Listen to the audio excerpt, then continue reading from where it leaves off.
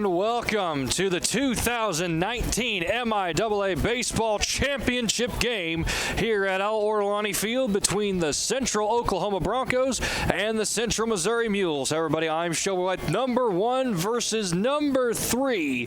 The Mules got here by defeating Missouri Southern this morning by a score of 5-4 on a walk-off. Mason Janvrin delivering the killing blow to the Lions. A single that scored Dalton Dole from third base in the bottom of the 9th. Then for the Broncos, they just finished a defeat of the Pittsburgh State Gorillas 9-8 in 10 innings. And the one who delivered that final hit for the Broncos was the first baseman, Rycroft. He led off with a single, and then he was scored by T.K. McWhirter. The catcher for the Broncos, McWhirter, ended that game with 2 for 5, including the game-winning single. One that was back and forth. At one point, Central Oklahoma was up 7-1 over Pittsburgh State. Then the Gorillas clawed their way back to tie it. Now for this championship game, leading things off for the Gorillas is the center fielder Mason Janvrin. And he'll be facing off against Colton Croft, the freshman for the Broncos. Ball 1 to begin this game. Croft, a righty, working from the first base side of the rubber, and the first pitch will be sent into center field. We're circling under it, and making the catch is the center fielder, Drew Barrier. Let's go ahead and get you the starting lineups for the visiting Central Missouri Mules. It's Mason Janvrin in center field leading off. He's followed by Alex Madera at short. Eric Webb, the right fielder, hits third. Harrison Schnurbush, the third baseman, will hit cleanup. Josh Schumacher, the left fielder, bats fifth. Michael Sinks at second will hit sixth. Donovan Ditto, the designated hitter, will bat seventh. Madera grounded over to short. Nice strong throw over there by the shortstop Crowell. And that's 2 up and 2 down here in the top of the first for Colton Croft. After Ditto, the DH batting 7th, it'll be Cole Taylor, the first baseman, batting 8th, and Zach Whalen behind the plate batting 9th, with Chase Plymell on the hill. Ground ball to short once again. Croyle will get it. Throw over to first. 1, 2, 3. Go the Mules in the top of the first. And after half an inning, it's Central Missouri nothing. Central Oklahoma coming up back after this here on the MIAA Network. My path to a college degree would have been completely different had I not run Division II cross country for the University of Mount Olive. Having an athletic and academic scholarship was key for my success.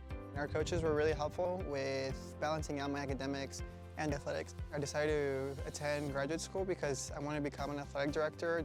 Receiving the postgraduate scholarship through the NCAA provided me with the flexibility to choose the school that I wanted. So now I know that I can accomplish any goal that I set for myself.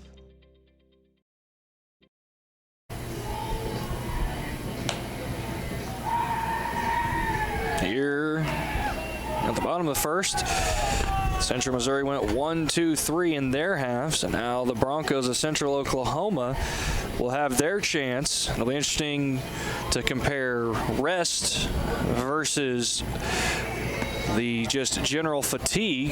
As Central Missouri played their game starting at 9 a.m. today, ended around noon, and they have been sitting around for about 5 hours now. Meanwhile, the Broncos have just come off a hard-fought 10-inning victory over Pittsburgh State. So we'll see if rest or being able to play works out better. Let's go through the starting lineup now for the home Central Oklahoma Broncos. Leading off, second baseman T.J. Black. He's followed by third baseman Philip Scott. Shortstop Kyle Crowell will bat third. Designated hitter Joe Mondrigan hitting cleanup. Left fielder Taylor Avila bats fifth. Paul Kropp, the first baseman, hits sixth. Case Massner will be in right field today for this game, batting seventh. Carson Green will be the catcher, batting eighth. And in left field, batting ninth, Drew Barrier, with Colton Croft on the mound. Chase Plymell getting his first start of the year, and what a time to get it, in the 2019 MIAA Championship game. First baseman over there is Cole Taylor, getting ready for this game. Wind absolutely howling out to right now after, for the majority of the tournament, blowing in from right or center.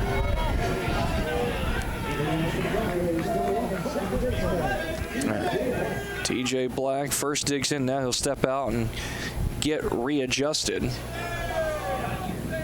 as he waits for Chase Plymell to get on the bump. Plymell, normally a reliever, has only thrown 5 complete innings, and he'll start off Black with a ball low.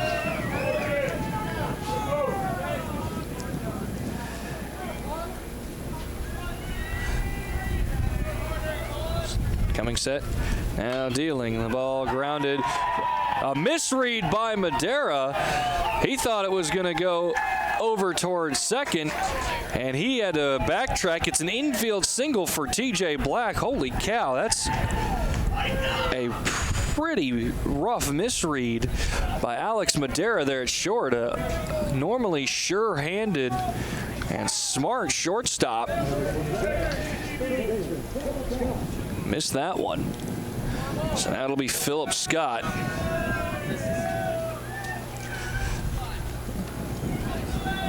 One pitch and one runner, essentially. Ball low to Scott. Scott entering this game, hitting .305. And over at first, TJ Black, penchant for the steal, 17-22. You can see the wind blowing so hard, the jersey is puffed out. The 1-0 pulled foul. 1 ball and 1 strike. Both of these teams had a chance last night to just automatically punch their ticket to this game, but they were defeated by their respective opponents. Central Missouri lost to Missouri Southern 5-4. Central Oklahoma lost 2-1, but then in their semifinals today, Vengeance dealt back as the Mules defeated the Lions 5-4 on a walk-off, and the Broncos beat the Gorillas 9-8 on a walk-off in 10 innings. The 2-1. That's on the outside corner. Strike 2.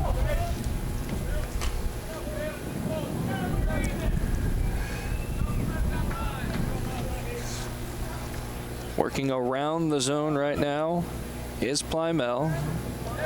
Look at Scott. Waiting for the pitch. Short lead over at first by Black. 2-2. It's grounded over toward first. Will be picked up foul by Cole Taylor. So we will reset and do it again. Umpires for this championship game: behind the plate, Lance Vaughn; at first, Ryan Carley; at second, Ramon Hernandez; and at third, Cannon Strobel. Umpires in this tournament have done a masterful job. Have missed very few, if any, calls. 2-2 popped up out of play. Whalen came out of his crouch and took off his mask, thinking it might have been playable, but it was not. So we will reset and do it again here at 2 balls and 2 strikes.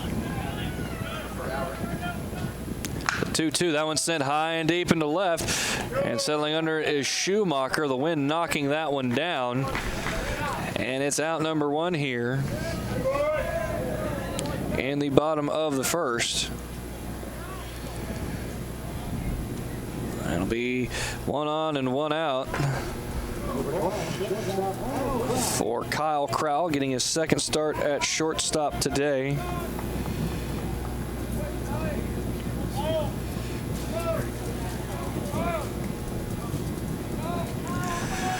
Crowell Waiting for the pitch, and it'll be a breaking ball, sharp breaking ball in there for strike one.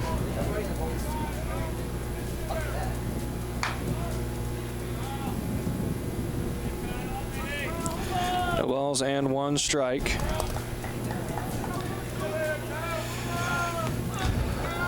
Another conservative lead over there. Now take an extra step as Black. 0-1, fouled back into the netting. Defense almost straight away to defend against Crowell. Second baseman sinks. Might be shaded a hair towards second base.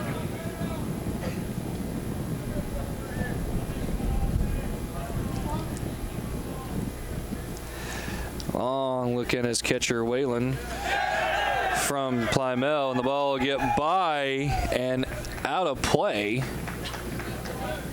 I think it might have been gotten thrown through the netting. Here's another look at Black taking off after the ball got through Whalen. But I would be interested to see where that ball actually ended up. So now the runner at second is Black with one out. Count 1 ball and 2 strikes on Crowell. He'll ground it to third, where it's picked up by Schnurbush over to first to Taylor. Taylor going to go back to third, and it's going to skip by Madera into left field, and coming around to score is TJ Black with the first run of the game. That's going to be an error on Cole Taylor that allows Black to score. It was a routine 5-3 ground ball that retired Crowell. You can see it here. Nice job by Schnurbush to look the runner back, but then Cole Taylor, trying to do way too much, throws it right by his shortstop. And after the head first slide, getting to his feet and scampering home is TJ Black. So now it's Joe Mondragon, the designated hitter for the Broncos, who is up.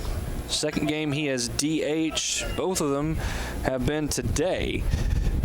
He has been the first baseman for the majority of this tournament. He'll roll over the first pitch he sees, sending it right down the first base line, where Cole Taylor will redeem himself, fielding the ground ball cleanly and kicking the bag. But damage done. The Broncos strike first, when courtesy of a single, stolen base, ground ball, and an error. They're up 1-0. To the second we go. It's UCO 1, UCM nothing. Back after this on the MIAA. We've got our heads in the game, our minds in the classroom, our hands in the community, and our feet ready for the world. We're a part of the NCAA Division II experience. Using our skills at our universities and in our communities.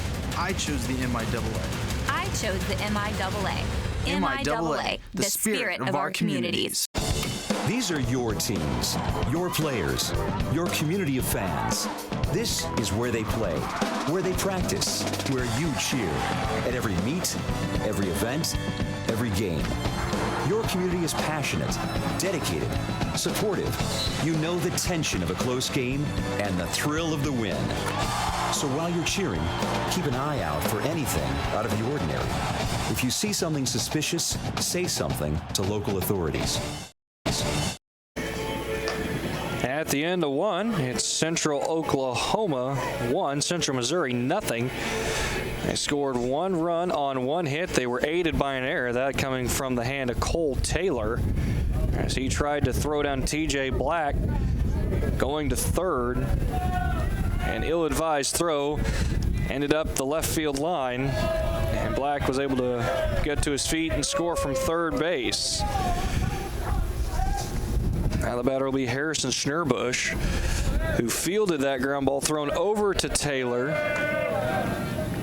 Taylor then tried to return to third base, and they got by Alex Madera, who was covering the bag. The 2-0. That's into center field. Jumping catch, and just out of the reach of Crowell into center field. 2-0 pitch is a perfect one to hit, and Schnurbush does not miss. It's a leadoff single for Central Missouri here in the top of the second.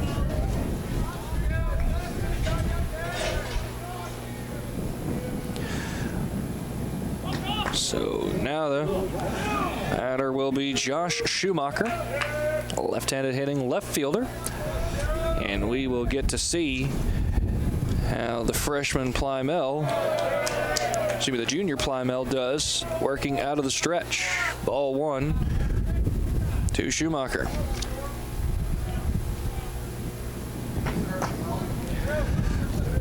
Working down to get the sign from third is Schumacher. Now he digs in his foot as far into the corner as he can get. 1-0 thrown over to first, and back in with the dive is Schnurbush.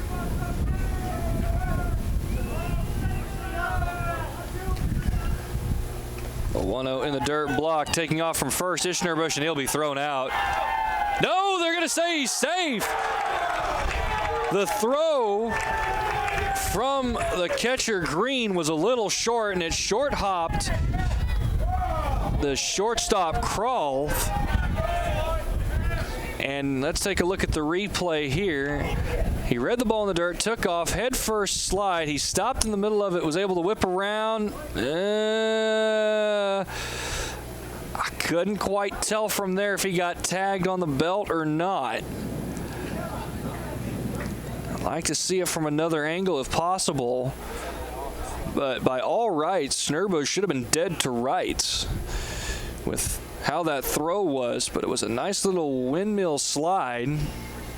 Here's another angle on it, and they're just going to let it go. So with the steal at second base is Schnurbush. Here's the look at it from center field. Can't quite see the tag there. Windmilling around with his right arm was Schnurbush. So it's a runner at second with nobody out now in the top of the second for Central Missouri. The 1-0, that'll be ripped over to the right side of the infield, fielded by TJ Black. Over to first in time, coming to third is Schnurbush, and he's there with less than 2 outs. Nice chance here for the Mules to tie the game up in the early goings. Here he is, reading that ball to the right side of the infield, ending up at third. Turning his head to the inside to see there was a chance that it might have gotten away. Ball fouled, out of play. Strike 1 on the batter, Sinks. Here's yet another look at it, and you can't really tell for the tag from that angle. Real tough to see there. So I'll have to trust the eyes of second baseman Ramon Hernandez, who was right there.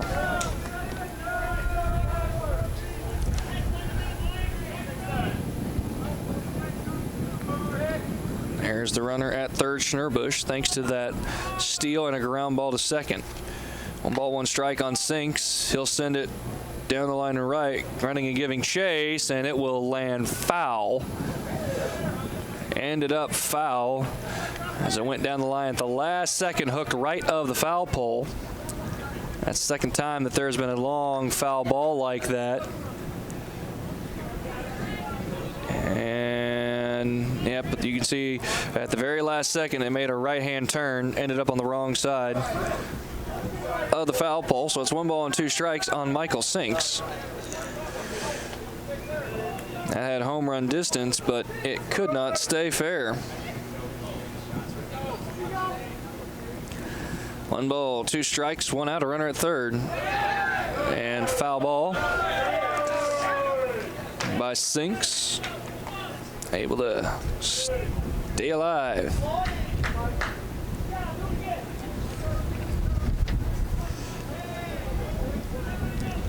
1-2 strikes. Runner on third, 1 out here in the top of the second of this championship game between the Broncos and the Mules, and that ball is sent deep into left. Catching it, no, letting it bounce in front of him is Avila.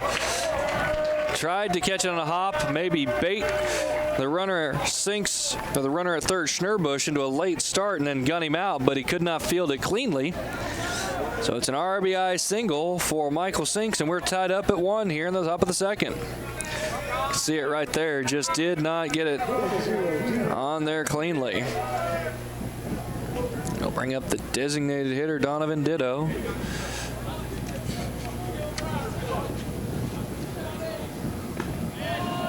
Ball on the lower inside corner, strike 1 against Ditto.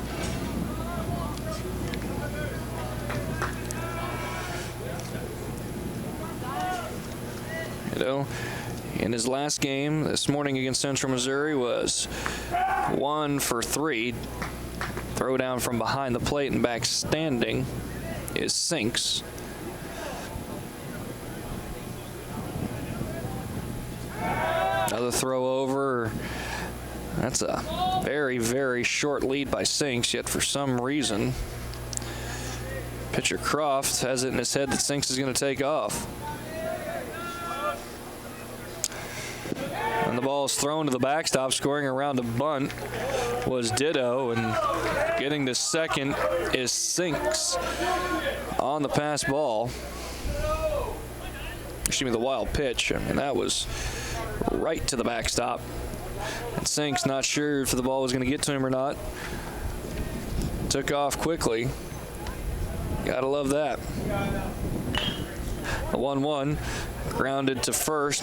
Nice catch on a big hop over there at first base by Kropp. And now there are 2 out here in the top of the second. Runner at third. So that'll bring up Cole Taylor.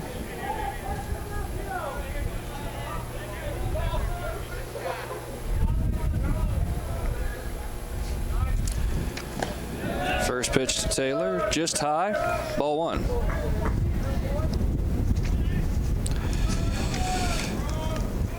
Taylor against the Lions this morning went 0 for 4 with 3 strikeouts, and he flew out to center. 2-0 on Taylor.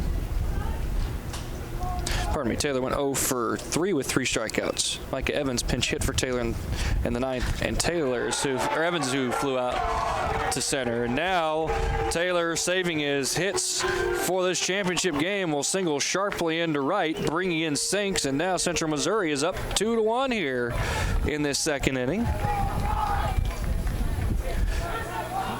Taking full advantage of the depleted bullpen Central Oklahoma is dealing with, and having to throw out a freshman, Colton Croft. So back to the top of the order almost. Catcher Zach Whalen is up.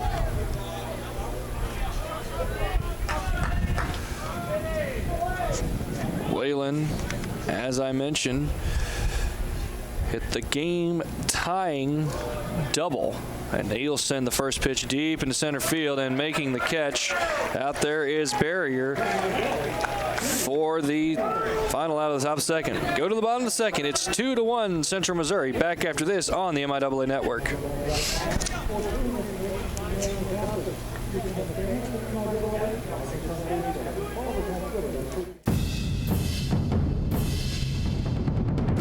We've got our heads in the game, Our minds in the classroom, our hands in the community, and our feet ready for the world. We're a part of the NCAA Division II experience Using our skills, at our universities and in our communities. I chose the MIAA. I chose the MIAA. MIAA, the spirit of our communities. These are your teams, your players, your community of fans. This is where they play, where they practice, where you cheer. At every meet, every event, every game. Your community is passionate, dedicated, supportive. You know the tension of a close game and the thrill of the win. So while you're cheering, keep an eye out for anything out of the ordinary. If you see something suspicious, say something to local authorities.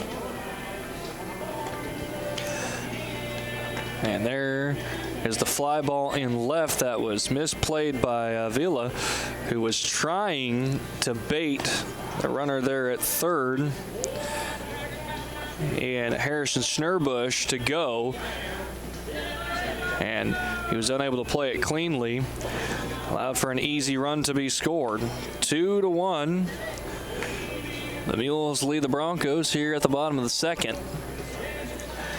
At the top of the second, Central Missouri scored 2 runs on 2 hits. They left a runner left.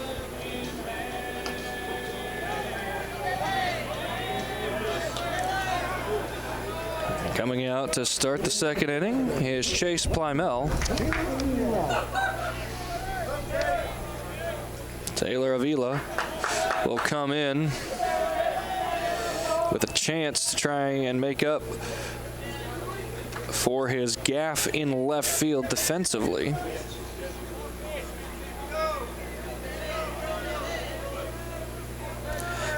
Avila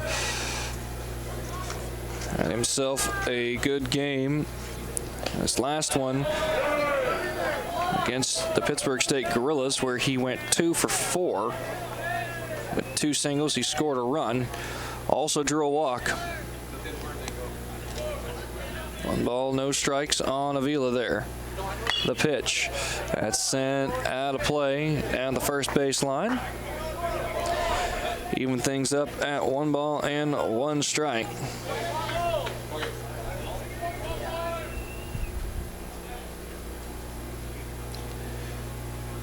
Long looking at his catcher Whalen from Plymell. Now he's happy. He'll come set and deal. High. Ball 2. As I said, Plymell only thrown 5 complete innings, given up 9 earned runs, so a very skewed ERA of 16.2. Much more accurate stat, I think, to how he is as a pitcher, is that Plymell has walked 9 batters while only striking out 6. 3 balls and 1 strike on Avila. You can see why right here. Plymell struggling with his control just a little bit here in the second inning. The 3-1 on the way. Big hack. Whew. I can feel the breeze from here on that swing. And I'm about 40 feet up on the diagonal. So Avila will have to dig back into his shoes and fight off this 3-2 pitch. Here it is. Ball 4, gets away from the catcher Whalen, but just content to take first base is Avila, and it'll bring up Paul Croft, the first baseman for Central Oklahoma. And Croft had an absolute monster of a game. He hit 2 solo home runs, and he had 2 extra singles. The last single was in the bottom of the 10th to begin the 10th, and he eventually came around to score from the single by T.K. McWhirter. Ball sent into center field, and Mason Janver will get a throw over to first, and in time! Way too big of a lead off of first base by Taylor Avila, and he is thrown out. Great job by Mason Janvrin. Watch this. This is how you teach an outfielder to get behind the ball, put all his momentum into the throw, and then he threw it over there to first base and got Avila napping. There you can see Avila. He's going to trot over, get about halfway, and then he realizes, oh no, I'm in a bad position. Tries to put on the burners, and then instead of sliding into the base like he should have, tried to slow down and run in, and he is picked off. Great defense by Mason Janvrin and Cole Taylor on the backside to complete the 8-2 double play. And now, Case Massner, who gets his first start, is going to have to start a 2-out rally for the Broncos. Sends it flying down the left field line. Schnurbush running over, and he'll make the catch in foul territory. Great job by Harrison Schnurbush to run over to the left, find out where he was in relation to this new facility at the end of the Pitt State third base dugout. Find the ball again and put it away for the out. At the end of 2, it's Central Missouri 2, Central Oklahoma 1. Back after this on the MIAA Network. In NCAA Division II, community engagement is an initiative at all 25 national championships because student-athletes want to give back while competing for a national title.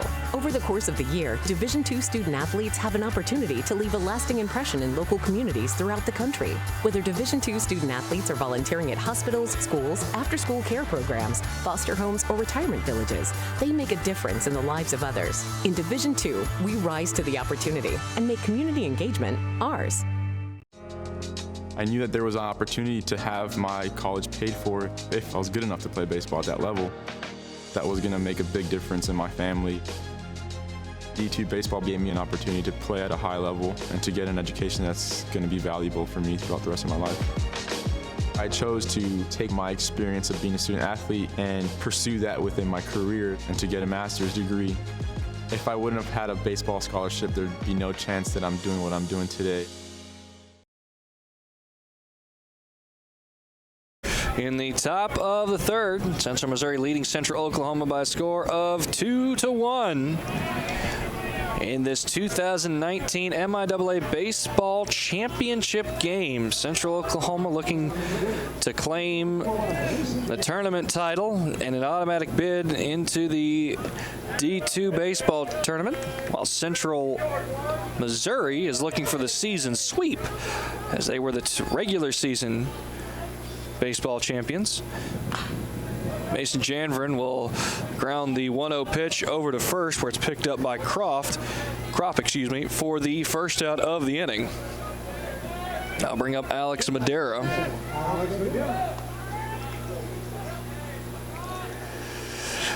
Madera hit a single in the first inning, in the second inning of the game against Missouri Southern this morning. He eventually came around to score on the 2-run home run by Eric Webb.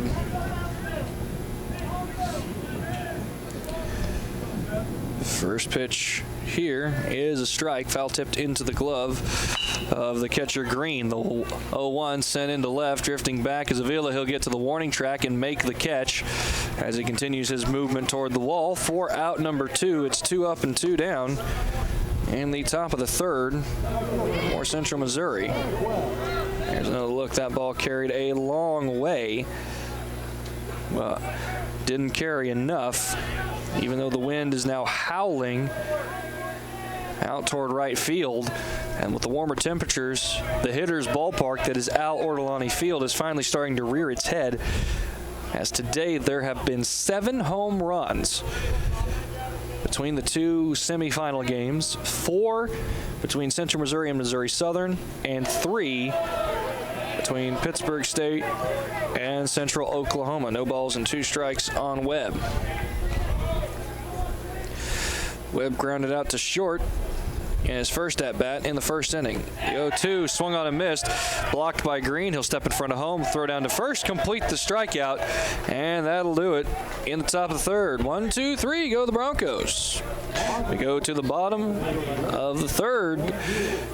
It's Central Missouri 2, Central Oklahoma 1. Back after this on the MIAA Network. My path to a college degree would have been completely different had I not run Division II cross country for the University of Mount Olive. Having an athletic and academic scholarship was key for my success.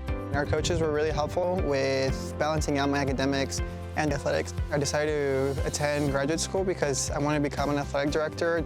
Receiving the postgraduate scholarship through the NCAA provided me with the flexibility to choose the school that I wanted. So now I know that I can accomplish any goal that I set for myself. Being a champion takes more than talent, more than the perfect pass, more than using your head. Being a champion takes the spirit to always push harder, the ability to overcome any hurdle, and the fire to be the best. Welcome to Division II, where the pursuit is yours to create. And the question isn't, can you do it? It's, will you?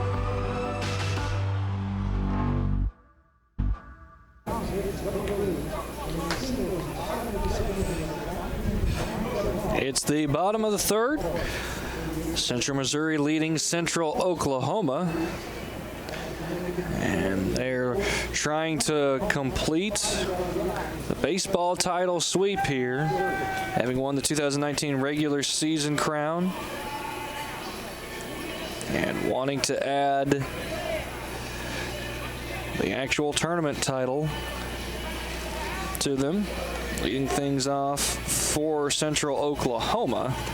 In the bottom of the third will be Carson Green, the second baseman. There's a look inside the Bronco dugout. They are probably not feeling it just yet, as they have about 45 minutes before the start of this game finished a 10-inning marathon battle against the Pittsburgh State Gorillas, where they won 9-8 on a walk-off in the bottom of the 10th inning.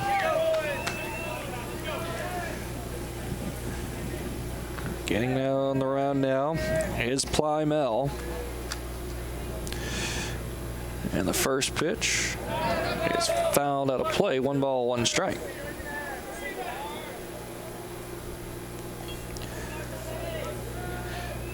Following Green, it'll be Drew Barrier, and then heading to the top of the order with TJ Black. Get the sign from his catcher Whalen. Kick and deal, and that's high and inside. 2 balls and 1 strike.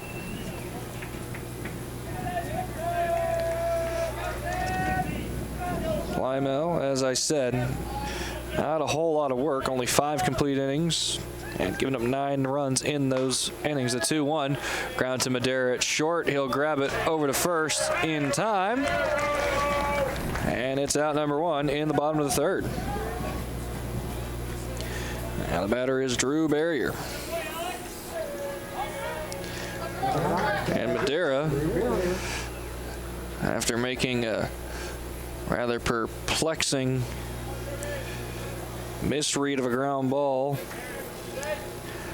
earlier in the game, able to retire the batter Green easily there. Barry will foul it out of play.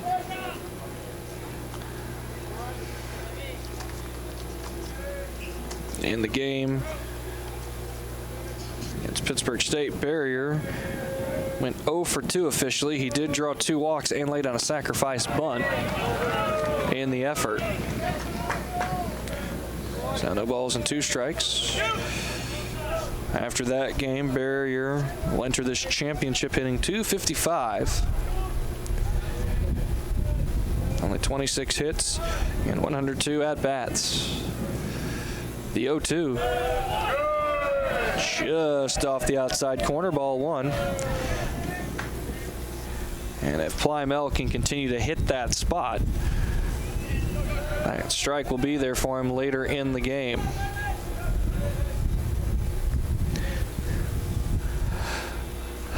A 1-2, foul back into the net. Make it 1 ball and 2 strikes.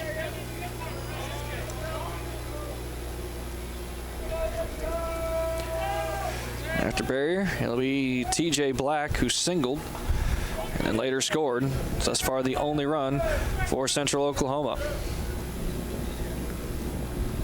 The 2-2, low. Good job on the block there. Makes it 3-2.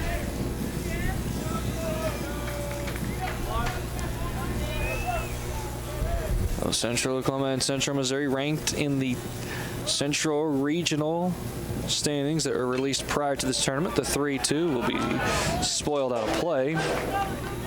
Bouncing along the newly installed bleachers behind the home plate side, the third base side of home, I should say.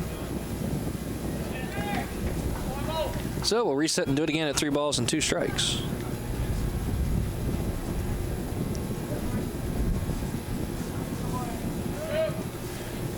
And the pitch. That's popped up. Catcher Whalen will toss the mask, use the glove to shield his eyes from the sun, and put it away for out number 2. Great job there by Zach Whalen to look up, get rid of the mask, and then have his glove be there as some sunglasses for him. There now is TJ Black, who singled in the first, stole second, and later scored on a ground ball to third. at the knees for a strike. The ground ball was to Schnurbush at third. He threw it over to first, where Cole Taylor caught it to complete the out, retiring Kyle Crowell. Then Taylor got a little too aggressive, wanting to have a 5-3-6 double play at the corners. Sent the throw up the left field line beyond the reach of his shortstop, Madera. Black was able to get to his feet and scamper home. The 1-1. Black puts it into left field, and then playing it on a hop is Shoemaker. And it's a 2-out single for TJ Black.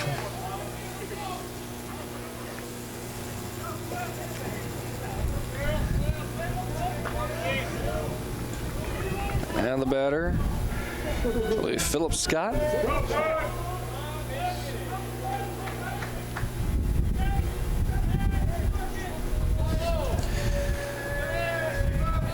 As I mentioned before, Black, the runner at first, has a penchant for running, 22 attempts, and he's had successfully swiped 18 bases.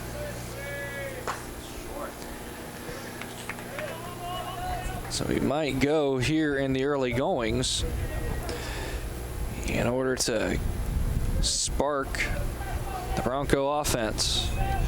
The 0-1 coming to Scott. That's outside, and it gets out of the glove of Whalen and all the way to the backstop. And Black furious with himself that he did not read that properly.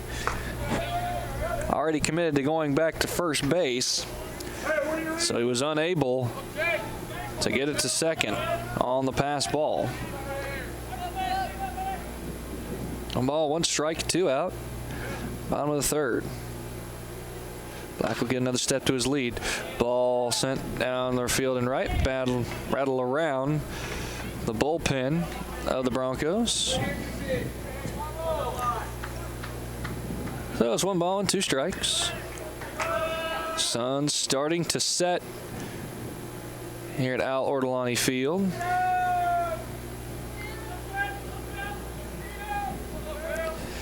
Shadow covering third base, taking off his Black, hit and run. Sent out a play by Scott.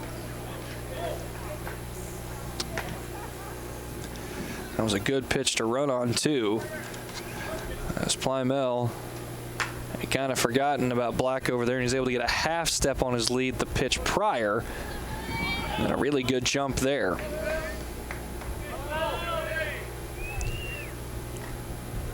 Throw over to first.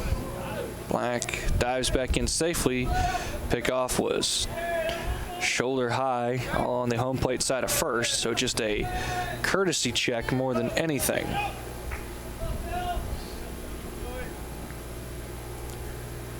The 2-2.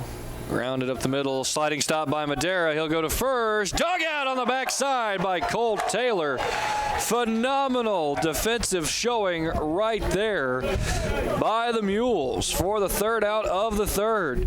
We go to the 4th. It's 2-1 Central Missouri. Back after this with more baseball here on the MIAA Network. My path to a college degree would have been completely different had I not run Division II cross country for the University of Mount Olive. Having an athletic and academic scholarship was key for my success. Our coaches were really helpful with balancing out my academics and athletics. I decided to attend graduate school because I wanted to become an athletic director. Receiving the postgraduate scholarship through the NCAA provided me with the flexibility to choose the school that I wanted. So now I know that I can accomplish any goal that I set for myself. Being a champion takes more than talent, more than the perfect pass, more than using your head. Being a champion takes the spirit to always push harder, the ability to overcome any hurdle, and the fire to be the best. Welcome to Division II, where the pursuit is yours to create. And the question isn't, can you do it? It's, will you?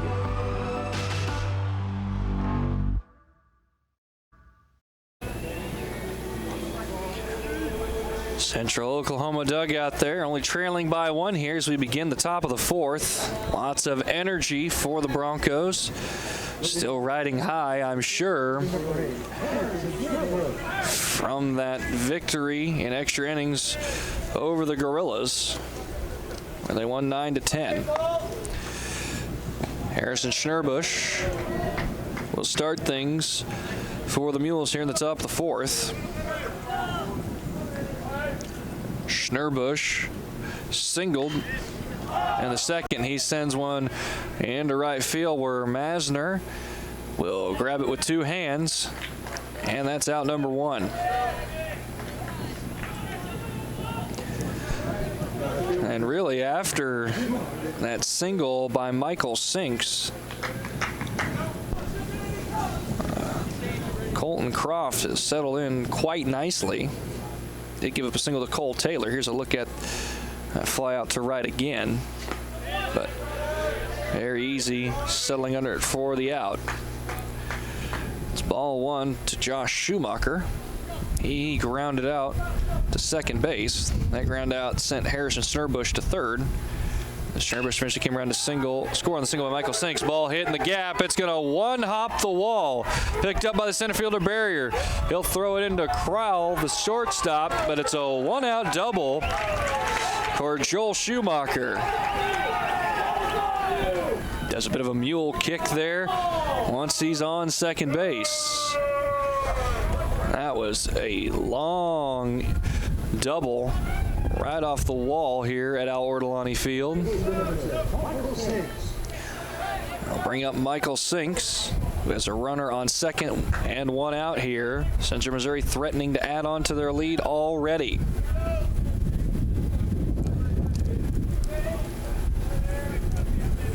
Croft will look in at his catcher Green to get the sign. Check the runner Schumacher at second and deal. All low.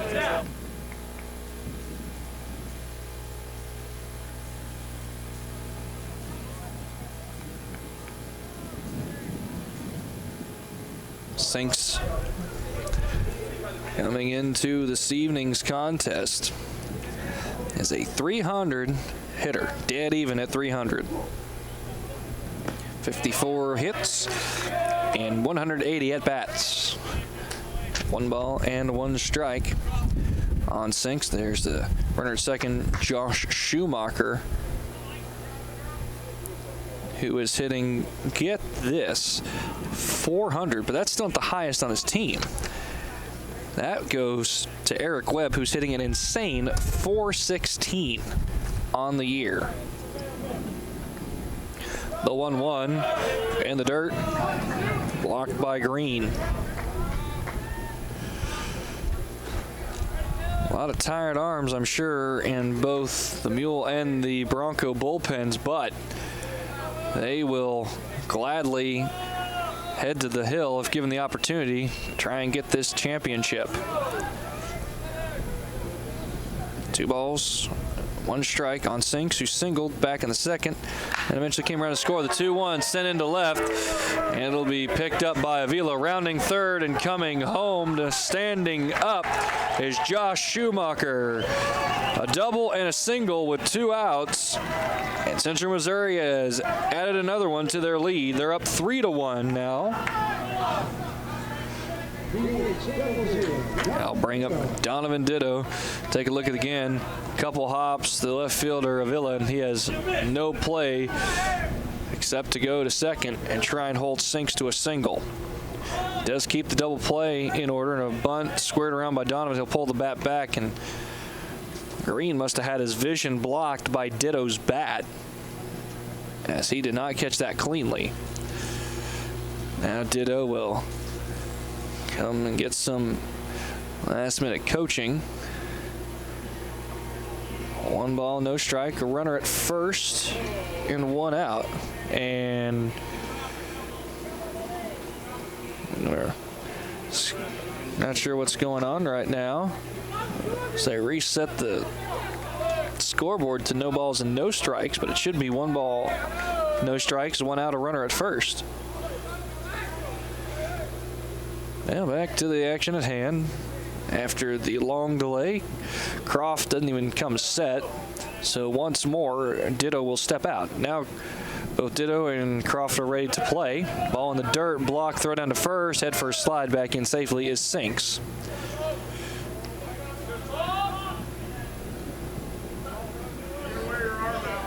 One ball and no strikes. No, it's 2 balls and no strikes. I see the home plate umpire holding up. I was pretty sure it was 2 balls and no strikes. The scoreboard operator a little slow. Throw over to first, diving back in safely is Sinks. So we'll have a chance to see how Ditto can handle a 2-0 count with a runner on first and only 1 out.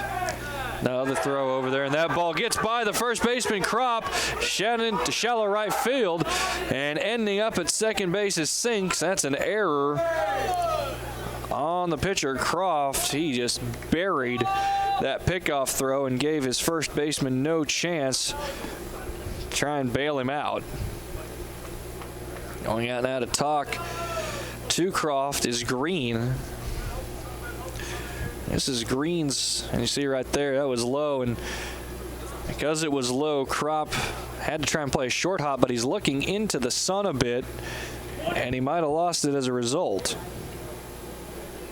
Now there will be an official mound visit. Coming out, talk to his pitcher, assistant coach Todd George. There is a righty up and throwing down in the Bronco bullpen. Here with 1 on and 1 out in the top of the 4th. Now home plate umpire Lance Vaughn will head out there and try and hurry things along.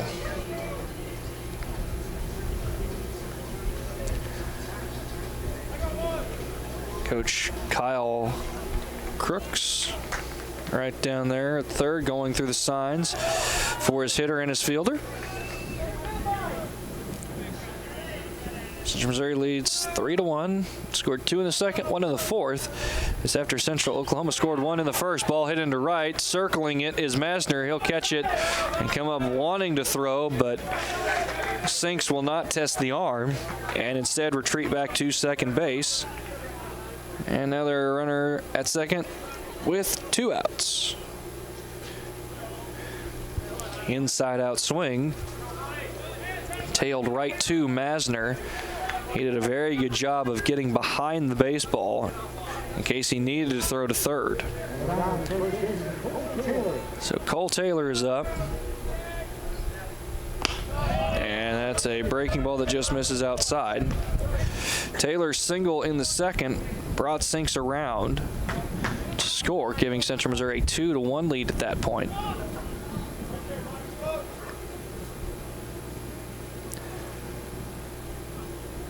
The 1-0 on the way from Croft after getting the sign from Green.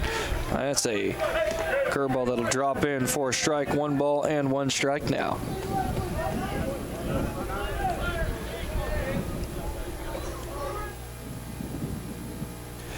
One on, 2 out, 1 ball, 1 strike. Central Missouri leading 3-1 here in the top of the 4th. The 2019 MIAA Baseball Championship game. Ball in the dirt, blocked by Green.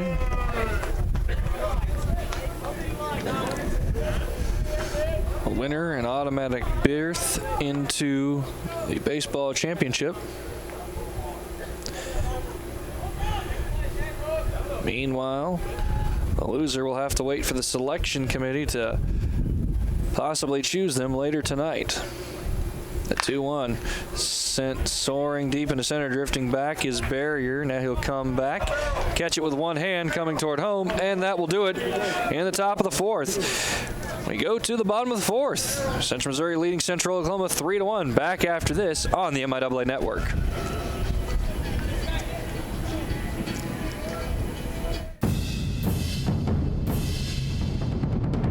We've got our heads in the game, Our minds in the classroom, our hands in the community, and our feet ready for the world. We're a part of the NCAA Division II experience Using our skills, at our universities and in our communities. I chose the MIAA. I chose the MIAA. MIAA, the spirit of our communities. These are your teams, your players, your community of fans. This is where they play, where they practice, where you cheer. At every meet, every event, every game. Your community is passionate, dedicated, supportive. You know the tension of a close game and the thrill of the win. So while you're cheering, keep an eye out for anything out of the ordinary. If you see something suspicious, say something to local authorities. 3-1, Central Missouri leading Central Oklahoma here in this championship game. Broncos will have their 3-4-5 hitters up. Shortstop Kyle Crowell, designated hitter Joe Mondrigan, and the center fielder, the left fielder, Taylor Avila. And they're going to go after Plymel, as Plymel starts his 4th inning. A couple of Mules standing up in their bullpen, but not throwing yet.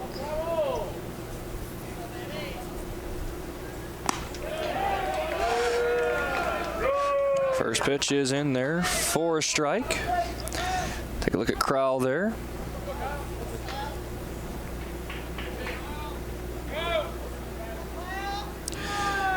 The 0-1 is sent high into right field. Webb settles under it. Now he'll move over to his right as the wind pushes it that way. Excuse me, to his left as the wind pushes it that way. And he'll eventually grab it for the first out. So the batter will be Joe Mondrigan. In the bottom of the 4th, trying to get something started for Central Oklahoma as they trail Central Missouri 3-1. And he'll see a fastball paint the outside edge.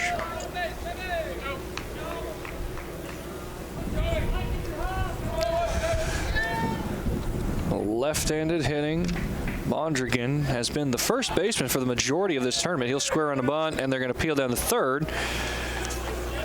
Third base umpire Cannon Strobel says that Mondrigan pulled it back in time. Makes it 1-1 strike. Mondrigan trying to do a bit of a drag bunt. Not often seen from a designated hitter, but in a championship game, you do what you got to do to try and get things going. There he'll bunt it, and bunt it foul. And it was a much too hard of a bunt anyways. That would have been almost directly to Schnurbush, and would have been an easy ground ball out, retiring Mondrigan. As I was saying, Mondrigan has been the first baseman for the most part of this tournament for Central Oklahoma. Only the last 2 games has been moved to DH. That's because Kyle Crowell, the designated hitter for the majority of this tournament, has been taken over to shortstop, sending Ryan Harrell to the bench, as Harrell has been struggling of late for the Broncos. And this late in the season, you need everything that you can get, both offensively and defensively. The defense for the Mules, everyone aside from the first baseman Taylor is back on the green turf for the outfield, and the ground ball will be to Taylor, who takes over to first for out number 2. I'll bring up Taylor Avila.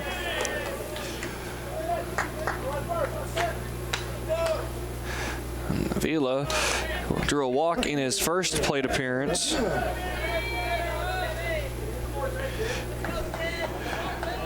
And then he also had a bit of a defensive gaffe, trying to bait Harrison Schnurbush into scoring from third a little later by playing a single into left off a bounce, but it went in and out of the glove of Avila.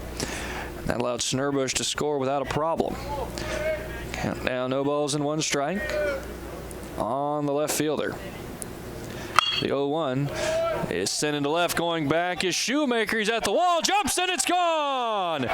Taylor Avila with a 2-out home run makes this a 3-2 ball game, and that is the 8th home run of this day. There were 4 hit in the Central Missouri Southern game this morning. 3 hit between Central Oklahoma and Pittsburgh State, and now this one here. And Schumacher ran hard into the wall, and then he did a half-hearted jump hoping that maybe he could come up with it, but that was well gone. Temperature rising here in Pittsburgh, Kansas, has the ball flying further, and even though Al Ortolani Field is a fairly cavernous ballpark, the ball will still fly out of here on a hot summer day. It's no balls and one strike on Paul Kropp, the first baseman, and he'll send one into right. Webb shades his eyes with his glove at the last second, puts the glove up, and retires the side. But Central Oklahoma gets one back courtesy of the solo home run by Taylor Avila. For complete, it's 3-2 Central Missouri. Back after this on the MIAA Network. In NCAA Division II, community engagement is an initiative at all 25 national championships because student-athletes want to give back while competing for a national title. Over the course of the year, Division II student-athletes have an opportunity to leave a lasting impression in local communities throughout the country.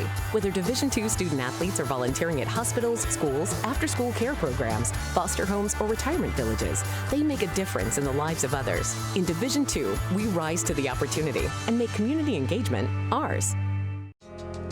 I knew that there was an opportunity to have my college paid for if I was good enough to play baseball at that level. That was going to make a big difference in my family. D2 baseball gave me an opportunity to play at a high level and to get an education that's going to be valuable for me throughout the rest of my life. I chose to take my experience of being a student athlete and pursue that within my career and to get a master's degree. If I wouldn't have had a baseball scholarship, there'd be no chance that I'm doing what I'm doing today. It's the top of the fifth and a home run in the bottom of the fourth by Taylor Avila. Central Oklahoma makes it a 3-2 ball game, and now I'm pleased to be joined. Here it is, a look at it again deep into left field by MIAA Commissioner Mike Racy. Commissioner, thank you very much for taking some time to join me up here. It's great to finally sit down with you. I was thinking on my way up here.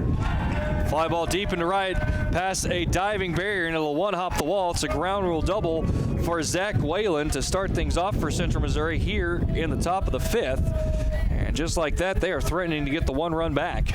You're the hardest working man here at the tournament, so we don't have a tournament MVP, but I think I'd hand one out to you today if we could. I think you've that's called a lot of baseball this week. Well, I did that because I love it, but I think calling me the MVP is not giving enough credit to the rest of the crew that we have behind the scenes here. Yeah. And talk about this tournament, the amount of baseball, the good baseball that we have seen all day, all week, starting Thursday and now today. Well, as you know, the MIAA, we have a very competitive league in every sport, and baseball's no exception. And these are some of the best baseball teams in the country that get to play in this tournament. And fans were treated to a number of very good competitive games. Ground ball up the center field by Mason Janvrin, being waved around, and coming to score the head first slide is Zach Whalen.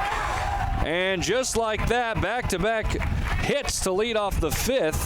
Central Missouri is back on top by 2. They lead 4-2 over the Broncos. And that right there is just, you talk about the best baseball that's in the country. You see the hustle there by the catcher for the Mules coming in with a head first slide to give them another 2-run lead. Yeah, there's really not any team in this tournament that has felt like they couldn't be competitive. We saw that the last game, the big comeback by Pittsburgh State. Mm-hmm. The seeds held true. We woke up this morning, we had the top 4 teams that were still alive, and the top 2 or number 1 and number 3 seeds playing for a championship. That's how you want it. You want it set up that way. So.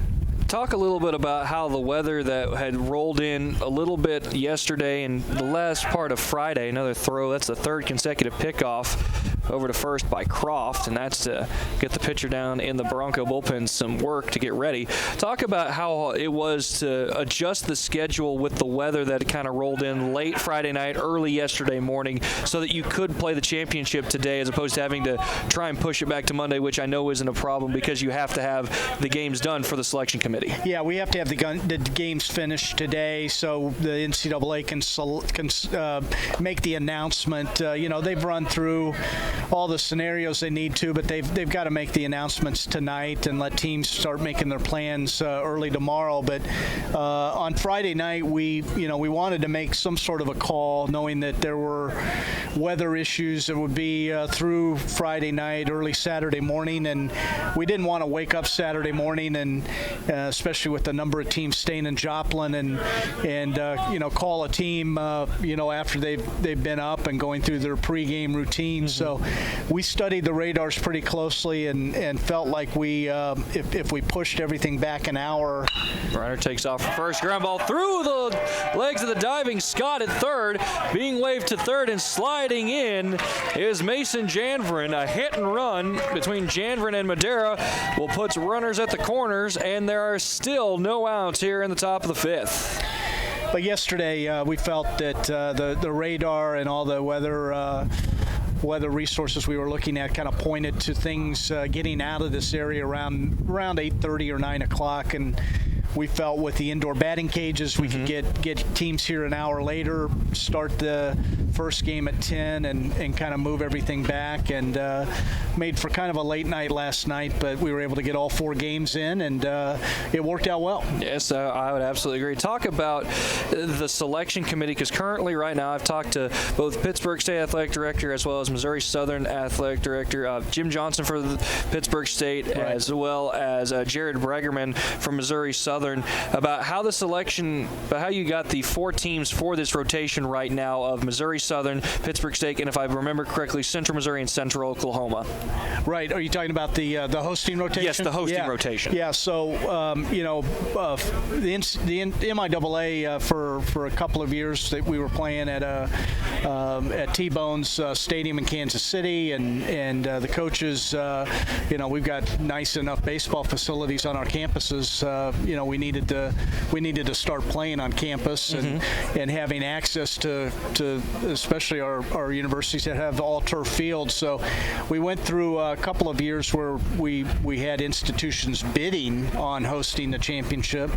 Lindenwood the first year, and then last year the University of Central or Missouri Southern, and then last year the University of Central Missouri, and then our athletic directors got together and decided that probably we had enough institutions that were upgrading, enhancing their facilities, putting in all turf, Central Oklahoma putting in lights, that we could get enough schools for a rotation like we do some of our other sports, and so this is the first year of a cycle. Pittsburgh State, actually the 4 teams that are left today playing baseball, Pittsburgh State, Central Oklahoma, UCM, and Missouri Southern are in rotations now to host the MIAA baseball tournament. And you talk about the facilities they have. Talk about this specific facility that the Pittsburgh State campus has put in for the baseball field, the turf, this new hitting cage, as well as the suites up here. How nice is it to have this for not only the Gorillas for the regular season, but for the teams for postseason play like this? Oh, it's been a great setup for the conference tournament. This is a beautiful new facility. They're gonna have a lot of fun. They just opened the thing on I think Wednesday or Thursday, so they're gonna have a lot of fun as they figure out how to use it. But it's a beautiful facility, beautiful baseball facility. They've got the new locker rooms and offices for the softball team out beyond the right field fence. So it's set up very well to be able to host a tournament like this, whether it's an MIAA or an NCAA postseason. But it's it's what I love about the MIAA. I love being commissioner of a conference where our member institutions put in the resources to have these type of facilities that our student athletes and our coaches can enjoy. Talking about what the type of support that the facilities as well as the universities and their administration put in at the end of this cycle, Are you looking forward to just renew this general cycle, or if there are more stadiums available, add them into a rotation? Yeah, I think any institutions that have these type of enhancements where they go to an all-turf field, that we have the lighting, that we have the dedicated press box. There's some criteria that we have in our administrative bylaws that a school would need to meet, but once a school makes those type of enhancements and satisfies that criteria, then they'd be added into the list. Now, a personal question for you. How satisfying is it for you as the commissioner for every sporting event to hand out the tournament trophy to the winner? Best part of the job, without a doubt, to be able to be, whether it's a regular season game or to be at a tournament, and to be part of that process where you get to be in the middle of a bunch of student athletes and coaches that have just accomplished that goal. I think. Ryder trying to steal second as Madera throw down, and he is going to be out. A feet first slide, and Madera's tuck foot will come off the bag. He's cut down 2-6, trying to get in scoring position. Nice strong throw by Green from behind the plate. But I think if you ask any commissioner, any level, I mean that's the exciting part of being a commissioner, to be around our successful and winning programs, and to be part of that celebration. Now, let's be honest. There have been a lot of uniform combinations out there that you've seen this week. What's been your favorite? You know, I kind of like the matchup we had this morning with Missouri Southern was in their green and yellow, and it looked like the Oakland A's. And we have the Mules in their Cincinnati Reds uniforms. So it kind of took me back to a childhood World Series this morning, watching the green and yellow and the red and white out there. That was kind of cool. I would agree. That's probably been some of the best. I think Missouri Southern, amongst all the teams, has some of the cleanest uniforms in the league. That nice cream that they have for their home, whether it's the home or the home alternate, and then nice gray-black. Lindenwood also has some nice one with that script font that they have across the front. Ground ball foul there. The batter Harrison Schnurbush. Striking out was Eric Webb. So now there are 2 outs of the runner at third. But back to the facilities piece. University of Central Oklahoma, they're doing some upgrades on their baseball, and they put in a beautiful new end zone facility at their football stadium, a new academic and sports performance center. UCM is working on plans for some upgrades at their baseball stadium. We've got some new tennis facilities going in at Emporia State. So around the league, around the conference, our member schools aren't satisfied. They continue to look for ways to just get better and improve that student-athlete experience. We're nearing the end of all student athletics for the spring. You still have track and field for nationals, but when you talk about it, what has been your most enjoyable to be around and just watch when it comes to sports? Great question. As a commissioner, anytime. And not in time, Mason Janvrin hit a hard, the batter there was Harrison Schnurbush, hit a ground ball to short, and it was a high throw from Crowell, pulling the first baseman Kropp off the bag. He was able to land on it, but not before Schnurbush made it in time. And there's a look, and foot for the runner was there right before the foot of the fielder. Right call. And just like it's been basically all tournament, these officials have been on point and accurate with their calls. They have been on it. That call in the game before Pitt State and UCO, and our third base umpire saw the ball hit the turf where the home plate umpire had thought the batted ball that the catcher had hung on to. Yep. They got together. Third base had that call, and it was right. I saw the replay. It was absolutely correct. So they've done a good job this week. Now the batter will be Josh Schumacher.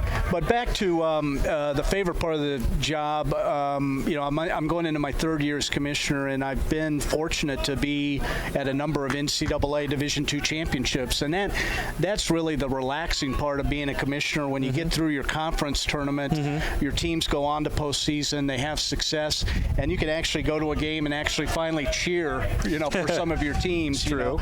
Not permitted during the regular season. season in our conference tournaments, but you get to postseason, we're playing teams from other conferences, we're competing for national championships, and I actually get to turn from commissioner into MIAA fan. That's the best part. And MIAA always putting multiple teams in the national conversation. The 1-1 grounded over to first, grabbed foul by Crop. So it's now 1 ball and 2 strikes. Looking at how this rotation is set up for the baseball tournament, do you see that being something implemented in other athletic events like tennis or like softball? I think we've got a pretty good blend or a mix right now. You know, softball has been playing in Oklahoma City at the USA Softball Complex, where Division I has their College World Series. Because of some construction, we had to move that this year. We may be back there. We play the basketball tournament at Municipal Auditorium, as you know, in Kansas City. So opportunities to play in iconic stadiums or venues in the Midwest, we want to take advantage of that. But you know, like I said earlier, we've got some of the best stadiums, some of the best arenas in the country. Washburn's building a new indoor track and field. You know, so the idea of having rotations in those sports like indoor track and outdoor track, and letting our athletes compete really at the best in all of Division II is important to do as well. I agree with that. There was a balk by the pitcher that sent Schnurbush to second just prior to that foul ball. Now, have you ever called baseball before? I have not. I've not done that. When I was in high school, I had my own sports radio talk show. Okay. But have not done the play-by-play, and that's why I came out here and declared you early on the MVP, because for you to sit here in some of the weather that we've had, and for you to call, what is it, 13 of the 15 games? Yeah, this is game 13 of 15. Yeah,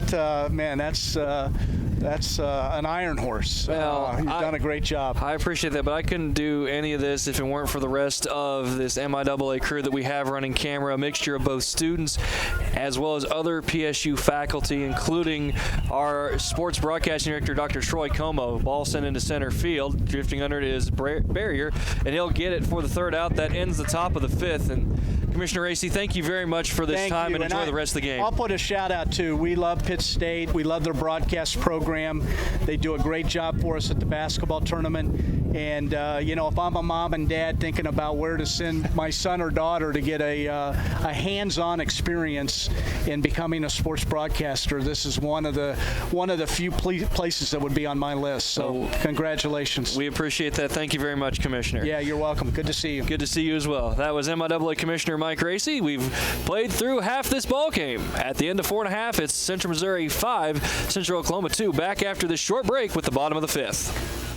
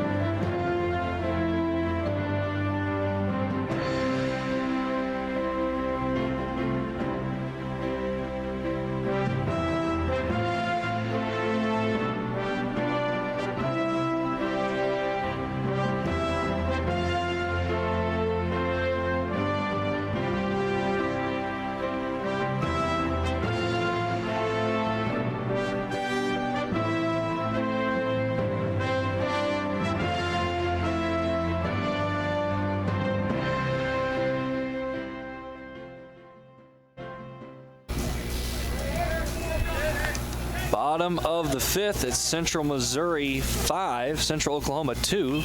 The Mules tacked on 2 runs in the top of the fifth to re-extend their lead following Central Oklahoma scoring 1 in the bottom of the fourth. Case Massner will lead things off for the Broncos in the bottom of the fifth. He fouled out to the first baseman Schnurbush back in the second inning. Count is 1 ball and 1 strike. Following Massner, it'll be the catcher Carson Green and the center fielder Drew Barrier. A 1-1 at the knees for a strike. 1-2 here with nobody out in this 2019 MIAA Championship game.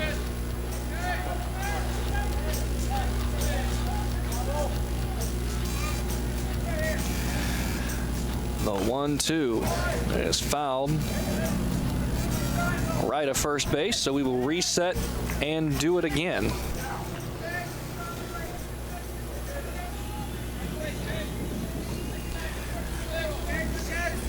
Kastner getting his first start in this tournament and the championship game. Bit of a defensive shift for the Broncos in the outfield.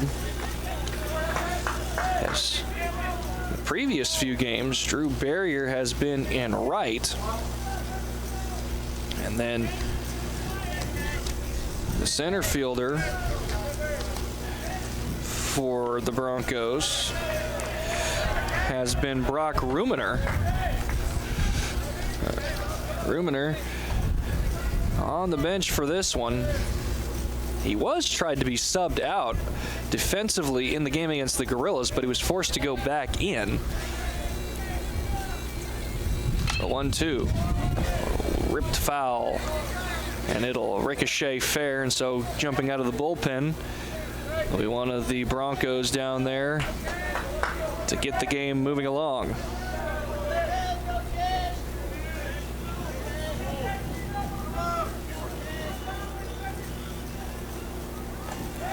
The 1-2, and the ball dive underneath the barrel of Massner. It's a strikeout for Croft.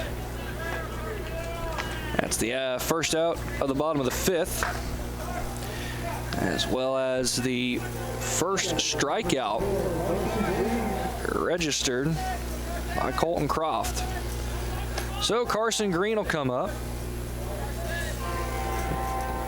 Green grounded out to short in his last at-bat, and he'll watch a curveball stay up. 1 ball and no strikes.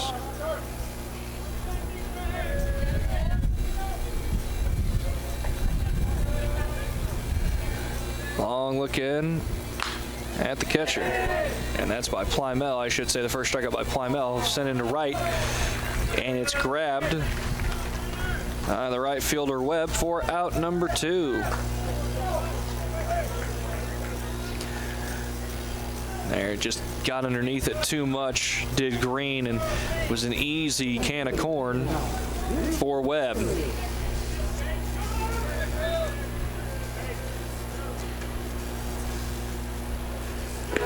First pitch to Barrier.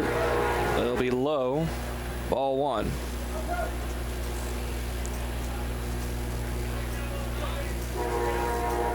In the top of the 6th for Central Missouri, it'll be the 6, 7, 8 hitters. That's Sinks, Ditto, and Taylor. 1 ball, 1 strike against Barrier, who fouled out to the catcher Whalen in the 3rd inning.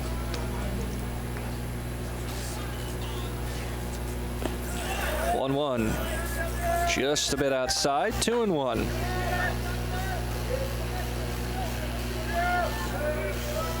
Look over there at Sam Clausen is one of our camera operators, a PSU faculty member, helping out today on Championship Sunday. We appreciate it. It's also Mother's Day. For those of you who are watching this and have yet to call your mothers, do so.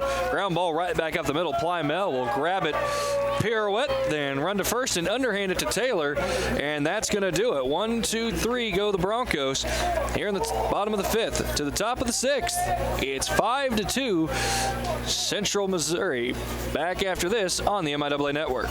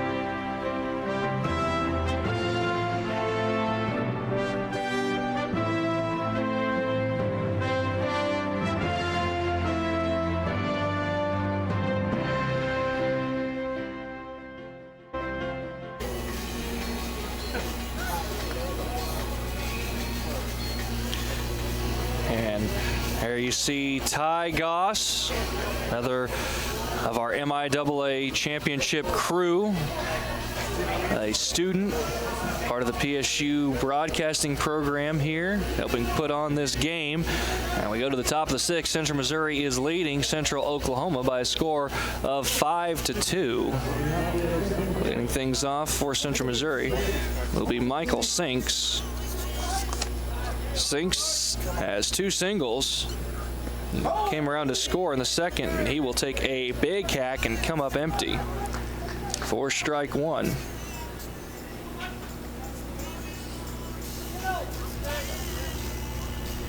Gonna look down as head coach Kyle Crooks get the sign and dig back in. The 0-1, he'll hit Sinks on the knee, so he'll head on down to first with a free pass on 2 pitches. At the top of the 5th, there was a new pitcher for the Broncos. On there currently is Ty Medina, senior right-hander for the Broncos. Now there'll be one on with nobody out here in the top of the 6th. Donovan Ditto, the designated hitter. We'll watch a strike go by. Thus far, Ditto is 0 for 2. He's flown out to right and grounded out to first.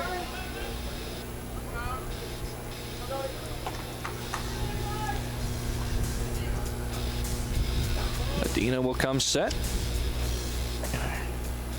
and deliver, and the ball sit into right field. Holding up at second base is Sinks. So there's the first 2 batters on for Central Missouri with nobody out here. They have a golden opportunity to really add to their lead, and you could see there that stopping halfway through, not sure if the line drive would have been caught with Sinks, and so that's why he only ended up at second base.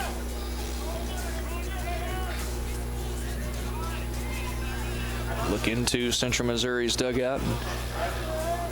They're maybe not all smiles at the moment, focused on the game, but feeling pretty good with how it's going. Swing and a miss. Ball gets by the catcher Green almost, but he's able to direct it toward third. And that means that the runners have to stay put where they are. The batter is Cole Taylor.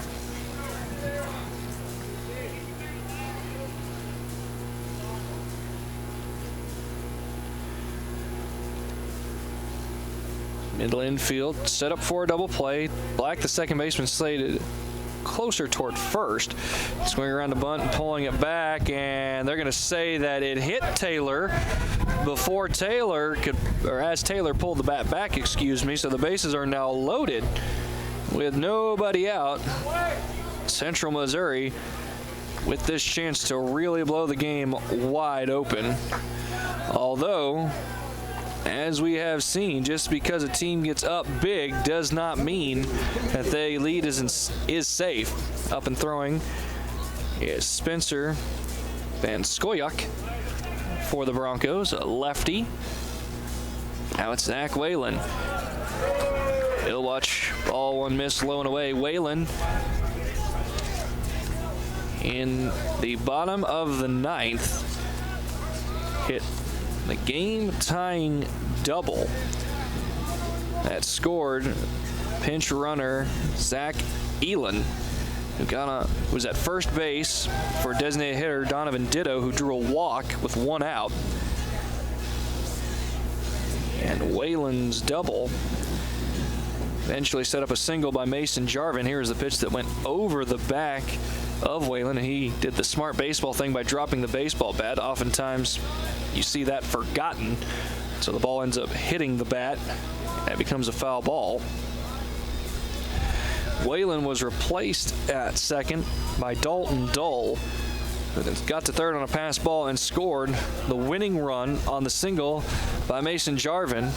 That's how the Mules beat the Lions to get here. 2-0, the bases are loaded, nobody out here in the top of the 6th. Central Missouri beat on top of Central Oklahoma 2-0, and now it's 3-0. As Medina fighting his control.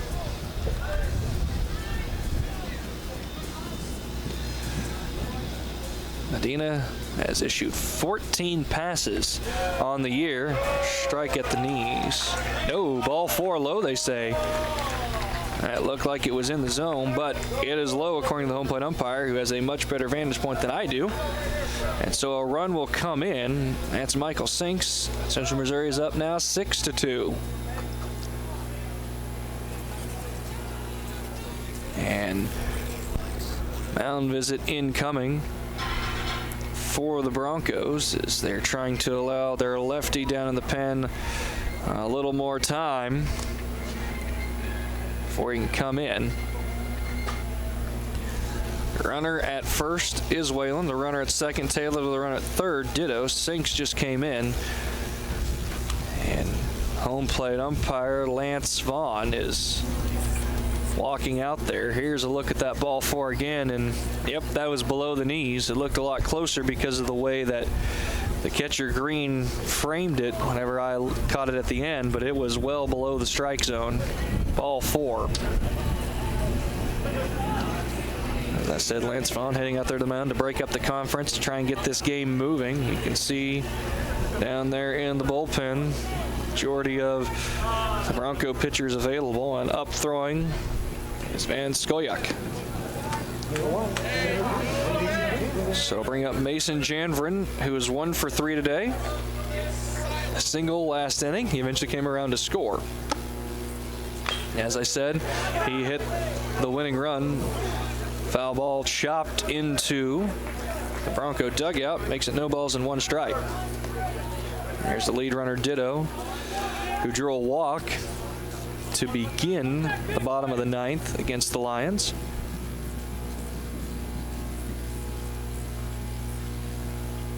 The 0-1 incoming from Medina. That's sent right back up the middle to Avila, the left fielder, and all runners will advance 90 feet. Wide turn of third by Cole Taylor, but he's able to scamper back before the underhand toss could possibly get him. And it's just good station-to-station baseball right now by the Mules as they add yet another run to their lead. They're up now 7-2. 10 is the magic number in baseball for a run rule in high school after 5. And Central Missouri trying to get there, and now there will be a pitching change. Coming in, head coach John Martin to relieve Ty Medina of the baseball. And they'll bring in the lefty who's throwing up right now, Spencer Van Skoyak. So with the mound, with the pitching change, we'll take a break. Back after this with the rest of the top of the 6th here on the MIAA Network. We've got our heads in the game, Our minds in the classroom, our hands in the community, and our feet ready for the world. We're a part of the NCAA Division II experience Using our skills, at our universities and in our communities. I chose the MIAA. I chose the MIAA. MIAA, the spirit of our communities. These are your teams, your players, your community of fans. This is where they play, where they practice, where you cheer. At every meet, every event, every game. Your community is passionate, dedicated, supportive. You know the tension of a close game and the thrill of the win. So while you're cheering, keep an eye out for anything out of the ordinary. If you see something suspicious, say something to local authorities. New pitcher, the left-hander, Spencer Van Skoyak for the Broncos. Van Skoyak, a junior out of Cedar Rapids, Iowa, comes to Central Oklahoma from Arizona State University.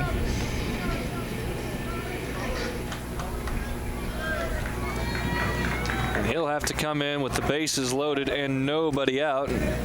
Try and keep this just a 5-run deficit for the Broncos. And he's going to be facing off against Alex Madera. Alex Madera.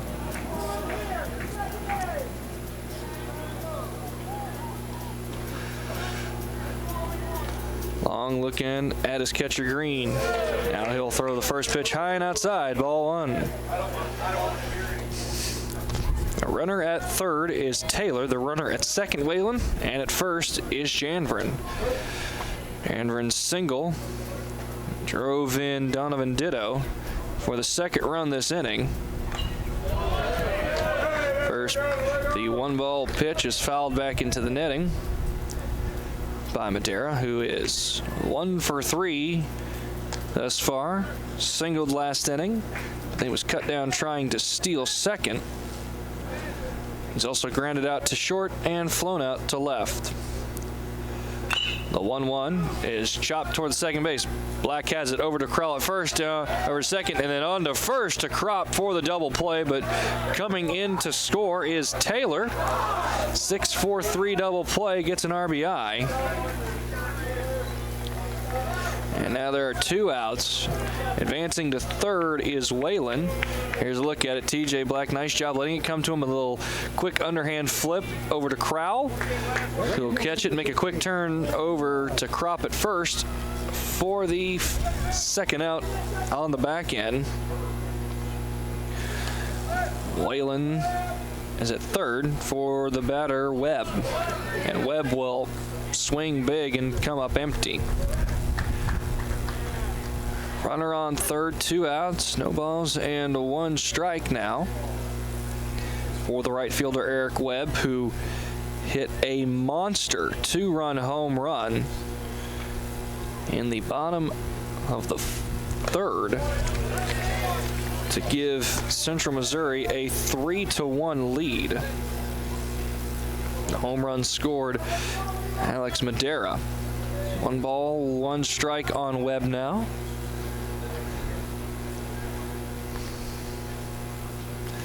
The 1-1 high, 2-1. If Webb can reach, it'll bring up Harrison Snurbush, the third baseman. Defense straight away for the Broncos as they now are on the back end of having a rough number hung up on them, trailing 8-2 after being up 7-1 against Pittsburgh State in the previous semifinal game. There's Whalen, the catcher. Takes his lead off of third base. The 3-1 fouled out of play. And Soyak trying to get out of here with minimal damage as he came in with the bases loaded. Got a ground ball double play. Only allowed 1 run to score.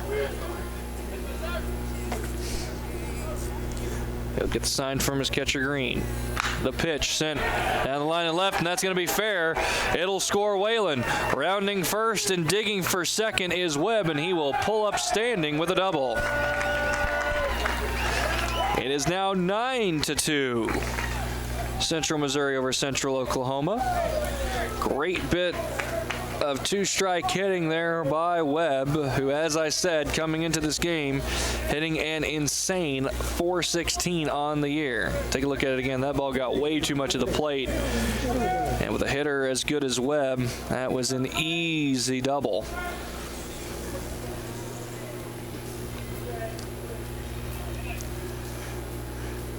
Webb will take another jump step off against the left-handed throwing Van Soyak to get a better vantage point at trying to score on a base hit by Harrison Snurbush.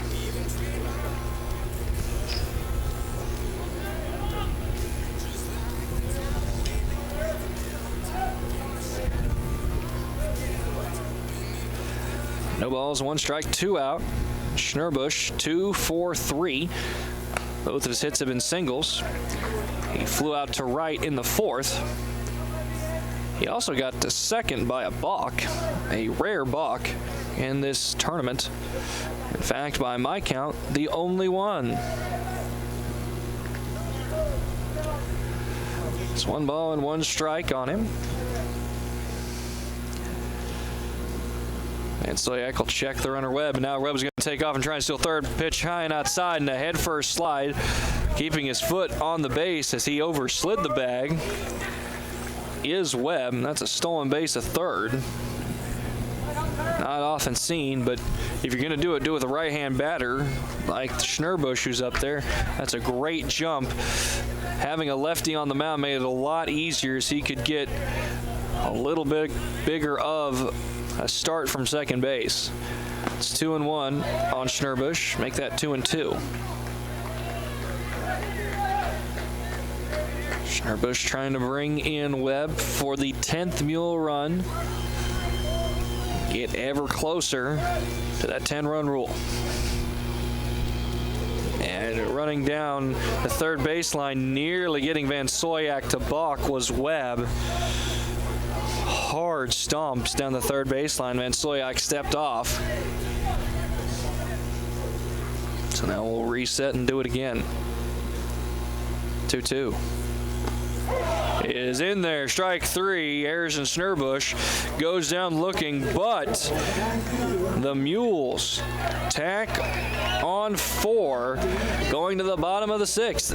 It's Central Missouri 9, Central Oklahoma 2. Back after this on the MIAA Network. In NCAA Division II, community engagement is an initiative at all 25 national championships because student athletes want to give back while competing for a national title. Over the course of the year, Division II student athletes have an opportunity to leave a lasting impression in local communities throughout the country. Whether Division II student athletes are volunteering at hospitals, schools, after-school care programs, foster homes, or retirement villages, they make a difference in the lives of others. In Division II, we rise to the opportunity and make community engagement ours. I knew that there was an opportunity to have my college paid for if I was good enough to play baseball at that level. That was going to make a big difference in my family. D2 baseball gave me an opportunity to play at a high level and to get an education that's going to be valuable for me throughout the rest of my life. I chose to take my experience of being a student athlete and pursue that within my career and to get a master's degree. If I wouldn't have had a baseball scholarship, there'd be no chance that I'm doing what I'm doing today.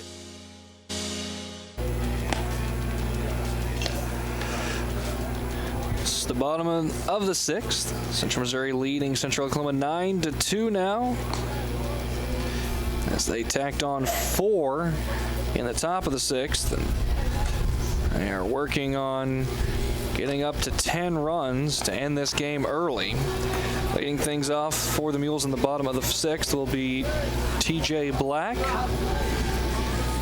and it'll be Philip Scott and Kyle Crowell. Third baseman over there, Harrison Schnurbush, talking with Central Oklahoma's head coach, John Martin, talking about how this game has gone between these two Titans on the diamond. Championship game on May 12th, 2019. Mother's Day. If you're watching this and haven't called, texted, or emailed your mother, be sure to do so. She'll appreciate it. First pitch to Black is in there for a strike. The 0-1 is grounded to the shortstop Madera. Quick throw over to first to cut down Black, and that's out number 1. That'll be an easy 6-3 put out. Madera, you can see wearing the pink wristbands there in honor of Mother's Day. Wind blowing out to right now as the night crawls in here in Pittsburgh, Kansas. Pitch inside, ball 1 on Philip Scott, who is flown out to left and grounded out to short on a phenomenal spinning, sliding catch by Madera on a ground ball, and then a fantastic pick of the ball out of the dirt on the backside by Cole Taylor. No balls, no strikes. And the pitch. Low and in 3-0. There'll be some of these players' mothers who will be very happy for their sons at the end of this game, and others who will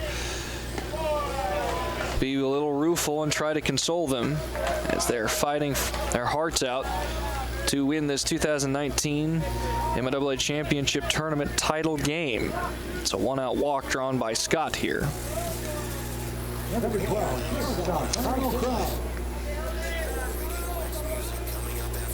Pitcher now for the Mules is Colin Jones. He started here after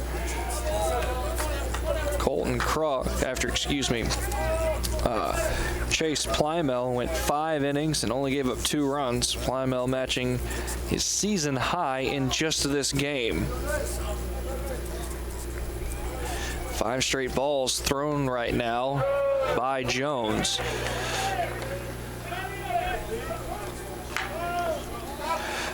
One ball, 1 strike here in the bottom of the 6th. Central Missouri leading Central Oklahoma. Score of 9-2. Long set by Jones. Now a ground ball picked up by the third baseman Schnurbush. Only plays to first. He'll throw high. Cole Taylor does a great job soaring up to grab it, and then he steps on the bag, but also for good measure will tag Crowell to ensure he gets the out. Going to second is Philip Scott. So there's a runner in scoring position with 2 outs now for the Broncos, and Joe Mondragon will dig in.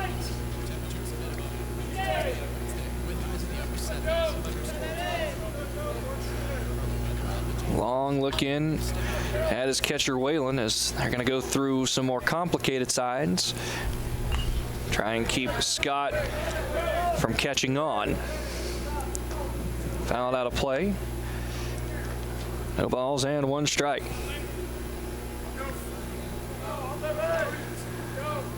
Colin Jones will get a new baseball and then step off the rubber, get ready. Now he's back on. Mondragon has grounded out to first twice in his previous 2 at-bats. The 0-1 swung on and missed. No balls and 2 strikes now.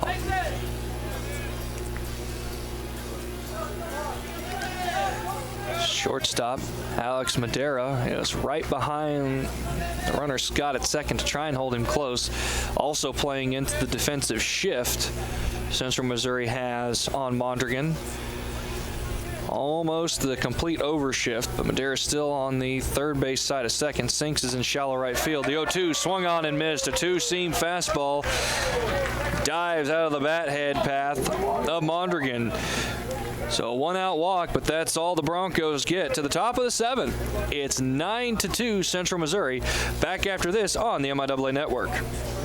In NCAA Division II, community engagement is an initiative at all 25 national championships because student athletes want to give back while competing for a national title. Over the course of the year, Division II student athletes have an opportunity to leave a lasting impression in local communities throughout the country. Whether Division II student athletes are volunteering at hospitals, schools, after-school care programs, foster homes, or retirement villages, they make a difference in the lives of others. In Division II, we rise to the opportunity and make community engagement ours. I knew that there was an opportunity to have my college paid for if I was good enough to play baseball at that level. That was going to make a big difference in my family. D2 baseball gave me an opportunity to play at a high level and to get an education that's going to be valuable for me throughout the rest of my life. I chose to take my experience of being a student athlete and pursue that within my career and to get a master's degree. If I wouldn't have had a baseball scholarship, there'd be no chance that I'm doing what I'm doing today. A godsend. Compared to what you've been doing. It is true. Top of the 7th, and I'm pleased now to be joined by Central Missouri Athletic Director Jerry Hughes. Mr. Hughes, thank you very much for taking this time. Glad to, Shelby. Glad to see you. You all have done a great job, especially you doing all the announcing. Tremendous job. Oh, well, as I told Commissioner Racy, I couldn't do it without the rest of our MIAA Network crew running everything behind the scenes. And talk a little bit about the baseball program that you have and built up at Central Missouri. Just an absolute powerhouse of a program year in and year out, contending for not only MIAA titles, but national titles. Well, you know, we really got started in the late 80s, and then we won our first national championship in 1994. Dave Van Horn, who's the head coach at Arkansas, was our coach at that time. And then I had hired Brad Hill, who was at K-State, and Brad did a great job of really building it. And then we won a national championship in 2003, and then we had Tommy Meyer come in, who was here. I mean, we've just had great coaches, and Jim Crane, the owner of the Astros, has been very generous to us and given us a lot of support financially. Josh Schumacher will strike out swinging there for the first out here in the 7th. We talked a little bit. I've talked with both Jim Johnson, the athletic director here at Pittsburgh State, as well as athletic director Jared Brugum from Missouri Southern, about just the general facilities that each university has. Talk about the facilities that you have at Central Missouri and what you're building for, so you can make sure that when this rotation happens for the MIAA baseball tournament, you can get in on the next go round. Right. You know, we hosted this last year. We've got turf wall to wall, as they do here in Pittsburgh. Same company put it in for us that put it in here. We've got great stands, press box, so on and so forth, locker room, hitting cages.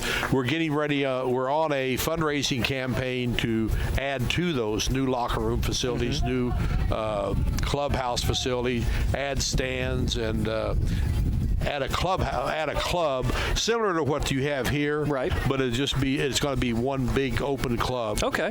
Down the first base side. So we've got a lot of things in place to continue to add to our program.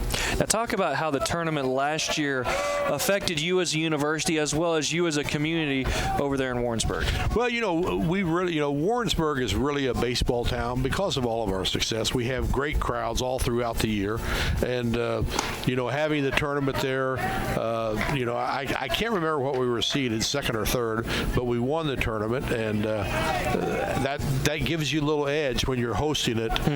Gives your team an edge. And talk about just your general proximity to some other bigger cities, kind of around the KC area. I mean, you're not too far from Lee's Summit. You're not too far from Kansas City itself. How nice is it to be able to be located that close to where if you need to, for some reason, have some overflow, you have that available to you? Yeah, it makes a tremendous difference, and we host a lot of high school tournaments and junior college tournaments at our facility. Back-to-back strikeouts to begin the 7th here. And Soyak doing a great job here in this top of the 7th. So we host a number of events that get young people exposed to our facility all through the summer, and so that's a good showcase. And then with the bad weather of this spring, we had a number of high schools wanting to play games on our field, which once again familiarizes those high school students with our facility. Moving from the baseball diamond to the basketball court, your Jennies are a perennial powerhouse, not only, as I said, in the MIAA, but also all across D2. How nice is it to have not just one, but two athletic programs that are constantly going after national titles? Well, the Jennies have been really good in recent years. They're always in contention for national titles. And another one that's very, very strong is our soccer program. I know you don't have soccer here, but our soccer program has won 5 straight regional championships, as well as a national championship a year ago. How nice is it to have all of those programs that bring national recognition to allow you to go out and get recruits? It's a tremendous asset. It allows you to go after the high school student and show them your campus and your program, which obviously helps the university enrollment-wise. Now, what else is it about Warrensburg that helps embrace the university other than just the general high schoolers and the tournaments that you host for all your athletic events? Well, Warrensburg, as you mentioned earlier, our proximity to Kansas City is a great asset to us, and so we're able to recruit kids from the Kansas City metro, suburban area, both on the Missouri and Kansas side. You know, if we kind of look at how things are going here, your Mules are well on the way to another baseball tournament title, and I'm sure that makes you very proud as athletic director. It does. I mean, Coach Crooks has done a very good job with our program. Now, we aren't done yet. There's still some baseball to be played. This is true. I won't jinx them there, but, you know, it's and the good thing is, I know you, because you're so thorough, you know we're very young. We're a very young team up and down the lineup, and both on the mound and on the field. We don't lose much for next year. And that's going to be a great for you, a terror for the rest of the MIAA, but a great for you as a program. Mr. Hughes, thank you very much for your time, and I hope you enjoy the rest of this game. Thank you. Bye-bye. Bye. That was Jerry Hughes, athletic director of Central Missouri, and joining me for about half an inning as his Mules are leading the Broncos by a score of 9-2 here in the top of the second. Drawing a walk was Donovan Ditto. Now the batter is Cole Taylor. The 1-1 is swung on and gotten away from the catcher Green, and I think that home plate umpire Lance Vaughn will... Nope, just going to say that it was a swing strike. I heard him yelling, saying that right here. I thought that, it wasn't even close to being a foul tip. So that's a pass ball, allowing Ditto to take second base. And the count now 1 ball and 2 strikes on Taylor. Time called as Taylor not happy with his placement in the box and waiting on Spencer Van Soyak to come. Check the runner, Ditto. The 1-2. It's grounded to third, where it's picked up by Scott on a few hops. Strong throw over to first in time, and that will retire the Mules in the top of the 7th. We go to the bottom of the 7th. It's Central Missouri 9, Central Oklahoma 2. Back after this here on the MIAA Network.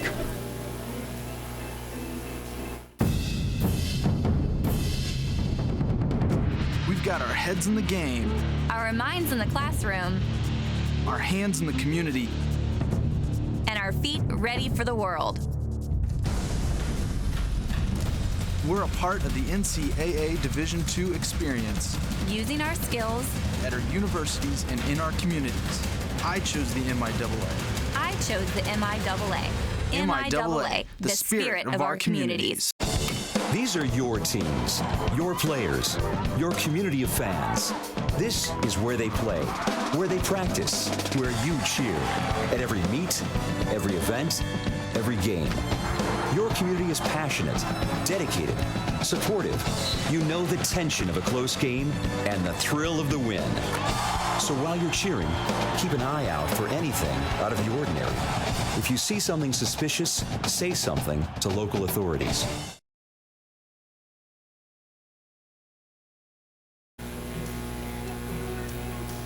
It's the bottom of the 7th. The score is 9-2, Mules over the Broncos.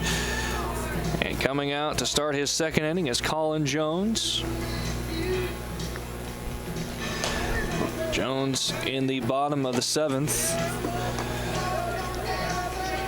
will face off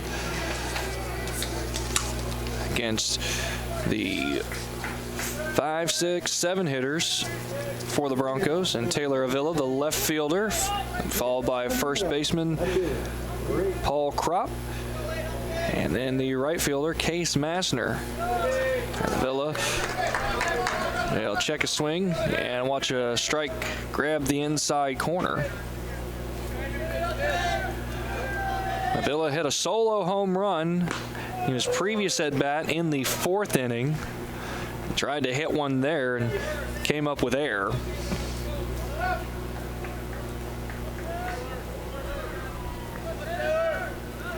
No balls, 2 strikes here in the bottom of the 7th. And now it's going to be tough for hitters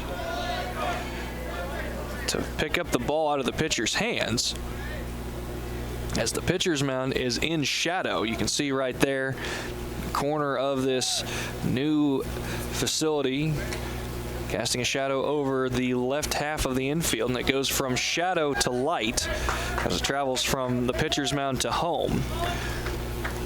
Briefly in shadow right as it leaves the pitcher's hand, but it's enough that it makes it difficult on a hitter to pick up the spin as well as the location of where the pitch will be. 1-2. And it's a strikeout looking. Avila has his knees buckled by a big curveball. That will be the first out of the inning here in the bottom of the 7th. Now the batter is Paul Croft. And here is that curveball that just locked up the knees of Avila. You can see it right there. He did the old jelly leg, thinking that it was going to come inside and then realized it wasn't. Ground ball over to Schnurbush, to Taylor for the second out of the inning. This game hurriedly reaching its conclusion at this point. Ground ball, easy fielding by Schnurbush over to first. A little bit low, but Taylor was able to dig it out. And now Case Massner, as I said, will dig in. Massner is 0 for 2. He fouled out to third, and he struck out swinging. Ball 1 from Jones, who came in and started the 6th. The 1-0 is sent down the line and left. Running over to give it a look is Schumacher, and it will fall just out of reach. 1 ball, 1 strike. Here in the bottom of the 7th. Nobody on, 2 out. Central Missouri leading Central Oklahoma by a score of 9-2.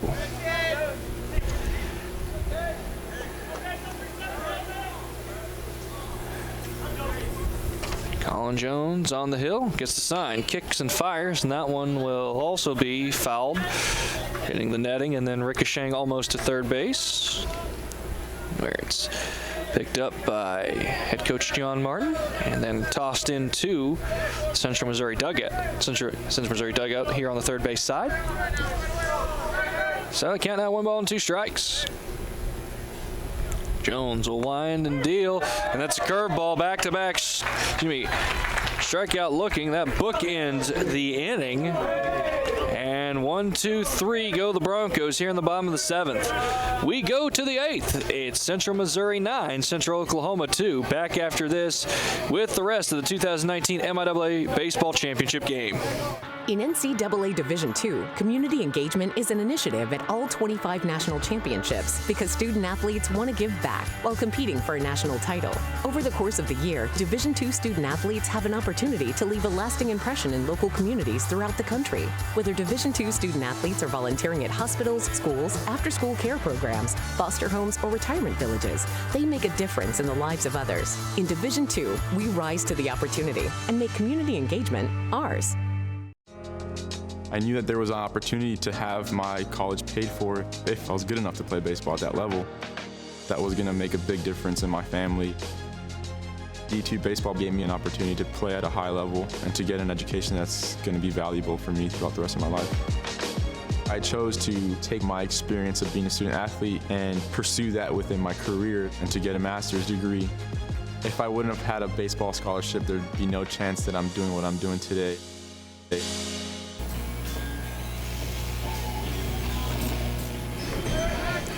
Top of the 8th, Central Missouri up 9-2 over Central Oklahoma. Game 9 outs from its conclusion. And leading things off will be Zach Whalen, the catcher. Part of the game-winning heroics this morning over the Missouri Southern Lions. RBI double, and he was pinch ran for. That allowed the game-winning run to be scored off the base hit by Mason Janvers. Still out there on the man is Van Soyak, and he'll strike out Whalen with a curveball that Whalen swings over the top of. That's out number 1 here in the 8th. And Soyak, 39 pitches following that 3-pitch strikeout, and you can see it right there, and that thing dove from the waist of Whalen down to his shins, and Mason Janveren will send one in to right field. It's a 1-out single for Janveren. Janveren, one of 3 mules to hit over 400 entering this game. Take a look at it again, jumping just out of the reach of TJ Black, who soared into the sky trying to grab it, but Black only being 5'11", made it difficult for him to make that catch. He's about 6'1". He probably gets the glove on it. So now it's Alex Madera. Madera is 1 for 4 today. He's grounded out to short twice. One of those, a 6-4-3 double play. However, that double play did score Cole Taylor. That was back in the 6th inning when the Mules exploded for 4 runs and blew this game wide open. Taking off from first is Janvrin, and he'll get to second with a head-first slide. A high throw as TJ Black was coming to cover the base. Ended up on the third base side of second. Didn't even have a tag applied, although Janvrin, with his head-first slide, did it just a little late. Almost overslid the bag, was able to keep his fingertips on. Stolen base for Janvrin. That is his 34th of the year in 41 tries. He has as many stolen bases by himself as the Missouri Southern starting 9 did this morning on the season. Ground ball to second, and Madera will advance Janvrin to third. And that's the little things that this Mule program does. Get the runners on, get them over, and then get them in. Runner at third with 2 outs here. Batter will be Eric Webb, the right fielder, who hit a monster 2-run home run against Missouri Southern. Put him up 3-2 at that point. Eventually, though, his Mules came back and won 5-4 in the bottom of the 9th. First pitch he sees, he'll foul over the bleachers on the first base side of home. No balls and 1 strike. Webb in this game is 1 for 4. He's grounded out to short, struck out twice, and doubled. Janvrin at third, trying to get in the head of Van Soyak and maybe cause a balk to get an easy run. Moving down the line and then doing a couple stomp steps. And Soyak will fiddle with the ball, get the grip that he wants. The curveball that almost hits the back foot of Webb. It's 1 ball and 1 strike.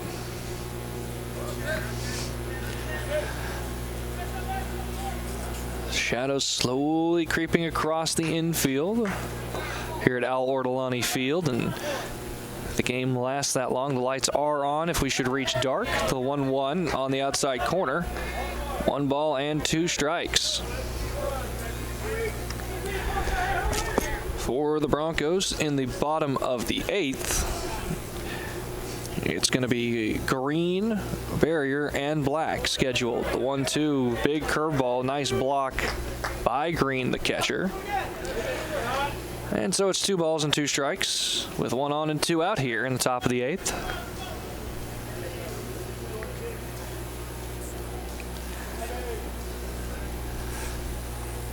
The 2-2. Swung on a miss, gets away from Green. He'll grab it and throw down on the outside side of first to complete the strikeout.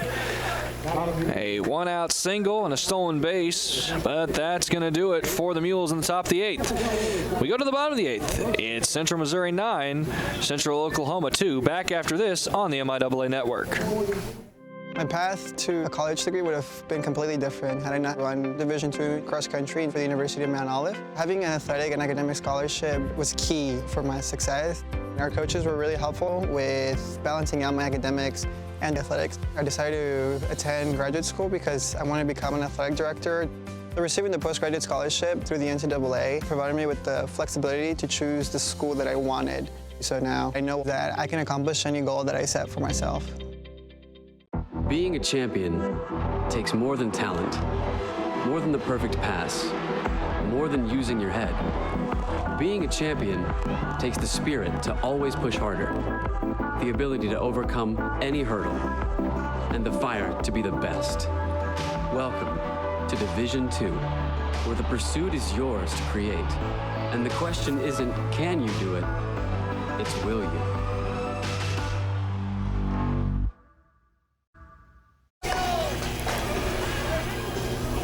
Bottom of the 8th, 9-2. Central Missouri leading Central Oklahoma.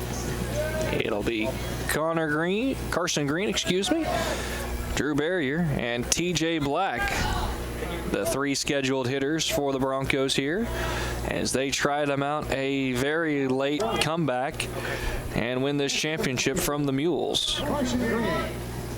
Green is 0 for 2, a ground out to short and a fly out to right. And he'll take the first pitch that he sees, sends it deep into right center field. Janvrin will trot over and grab it, out number 1. 1 pitch, 1 out, efficiency.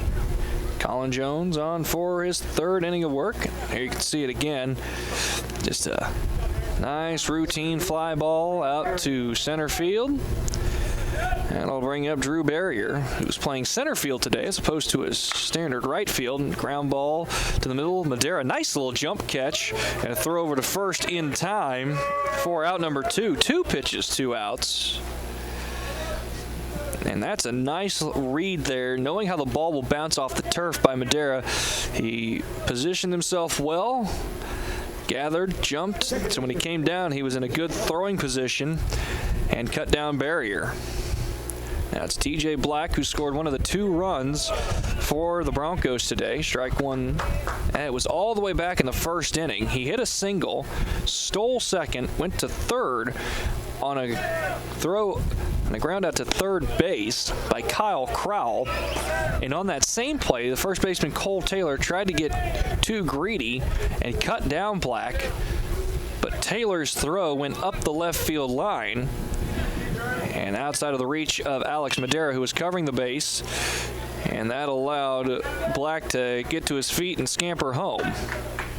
Snowballs and 2 strikes. We're not going to see the mythical 3-pitch inning here.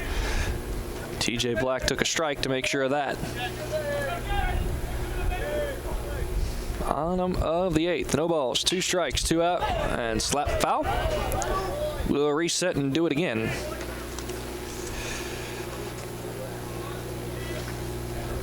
Black, a .287 hitter, 39 hits and 136 bats when this game started. And in the game against the Gorillas, he was 1 for 6.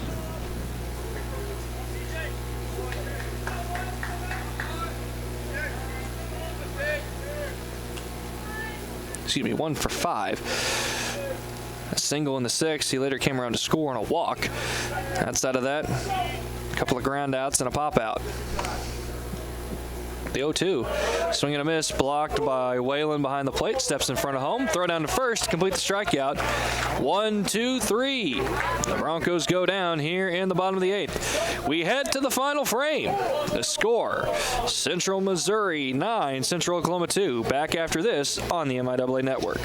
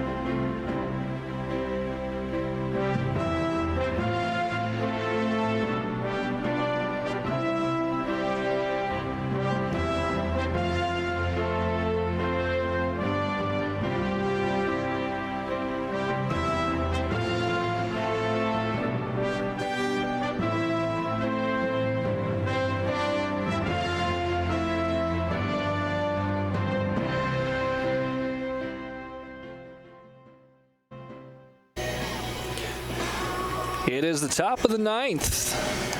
Central Missouri leading Central Oklahoma 9-2. And the new pitcher for the Broncos is going to be the right-hander Brent Stevens. He's here to get the final 3 outs on the defensive side for the Broncos in this 2019 MIAA Championship game. Now pitching for the Broncos, number 16, Brent Stevens. And he'll face off against Harrison Schnurbush. It'll be Schnurbush, Schumacher, and Sinks.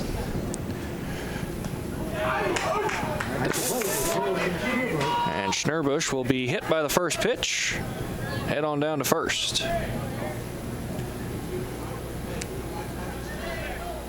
So now the batter is Josh Schumacher, who is 1 for 4 with a double. Mention came around to score on the single by Michael Sinks.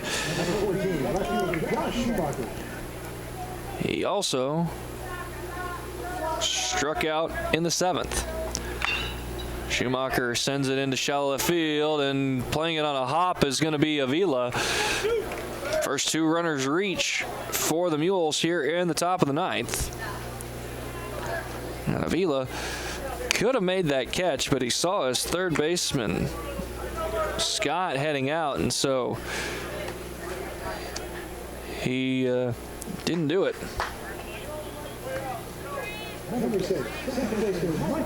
So now the second baseman, Michael Sinks, will dig in with runners on second and third and nobody out.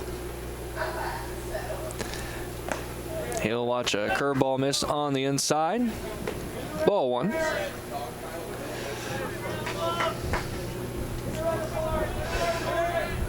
Actually, moving to third base is Kyle Crowell.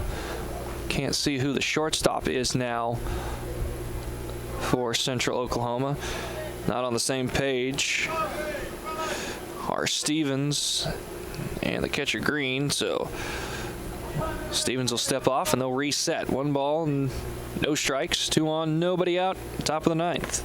The pitch is high and in, and Sinks had to bend out of the way severely to avoid being plunked in the side of the head. Ball popped out of the glove of Green, a pass ball, sending Schnurbush and Schumacher up 90 feet.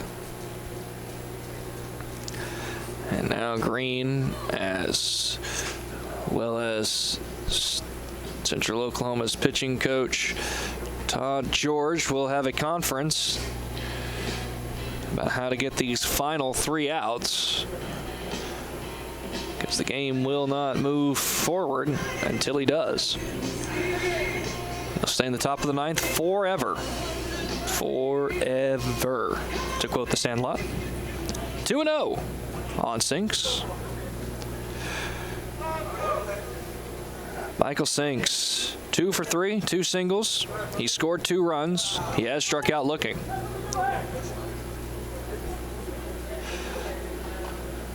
The 2-0 is right down the middle, strike 1.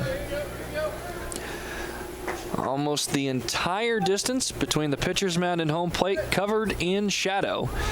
That last, 12 to 15 feet maybe, as well, is in sunlight, and that late of a change will be very hard on a hitter. 2-1, slips out of the hands of Sinks. It's 3-1 now. The only player besides the pitcher Stevens that is in shadow is the third baseman Crowell. The 3-1, and it's spiked in the left-hand batter's box. It's a walk. Bases are loaded with nobody out now.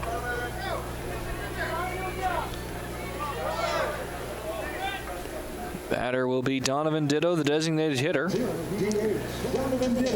He's 1 for 3. Singled, later scored in the 6th. That's about all that's noteworthy. He'll send the first pitch out of play down the right field line.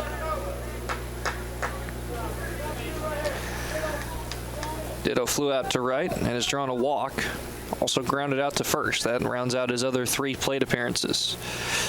Runner at third, Schnurbush. Runner at second, Schumacher. The runner at first, Sinks. The 0-1 fouled. Back to the backstop.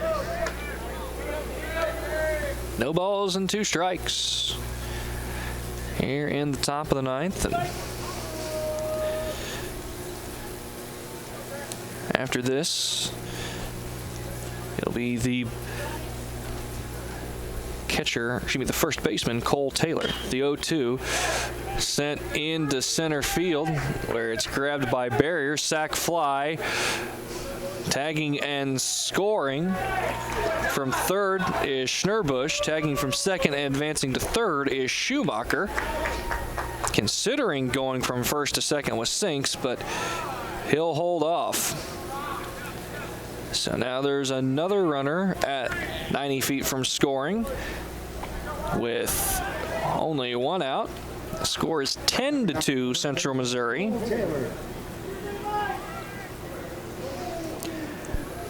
Batter will be Cole Taylor. And he sends one. Second baseman Black to the shortstop. Back to first. In time. 6-4-3 double play. And that's going to do it in the top of the ninth. Going to the bottom of the ninth, it's Central Missouri 10, Central Oklahoma 2. Back after this with the thrilling conclusion of the 2019 MIAA Baseball Championship game.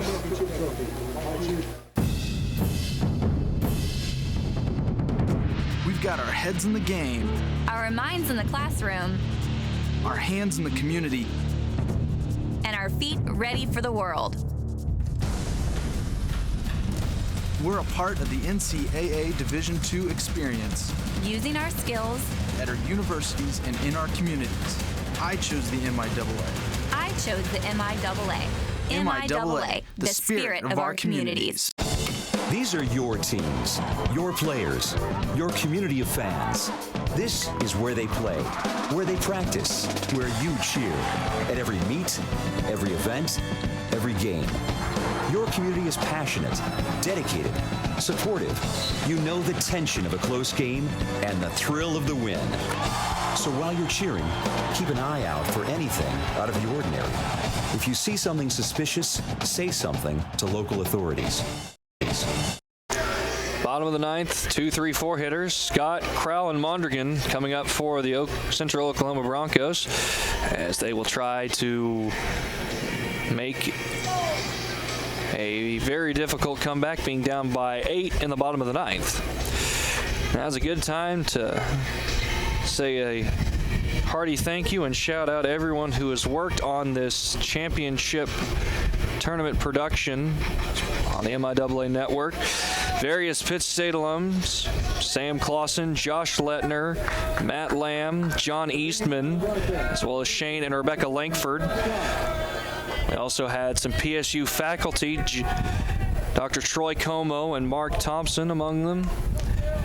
And our students who are on the production: Vanessa Tapia, Ty Goss, Allie Simon, Chad Brennan, Emerson Tice, and Abby Schwab have worked hard throughout this 4-day tournament, coming out here and setting up on Monday for it, and working basically from morning until dark to get this production up and running and going on. No balls and one strike on Scott.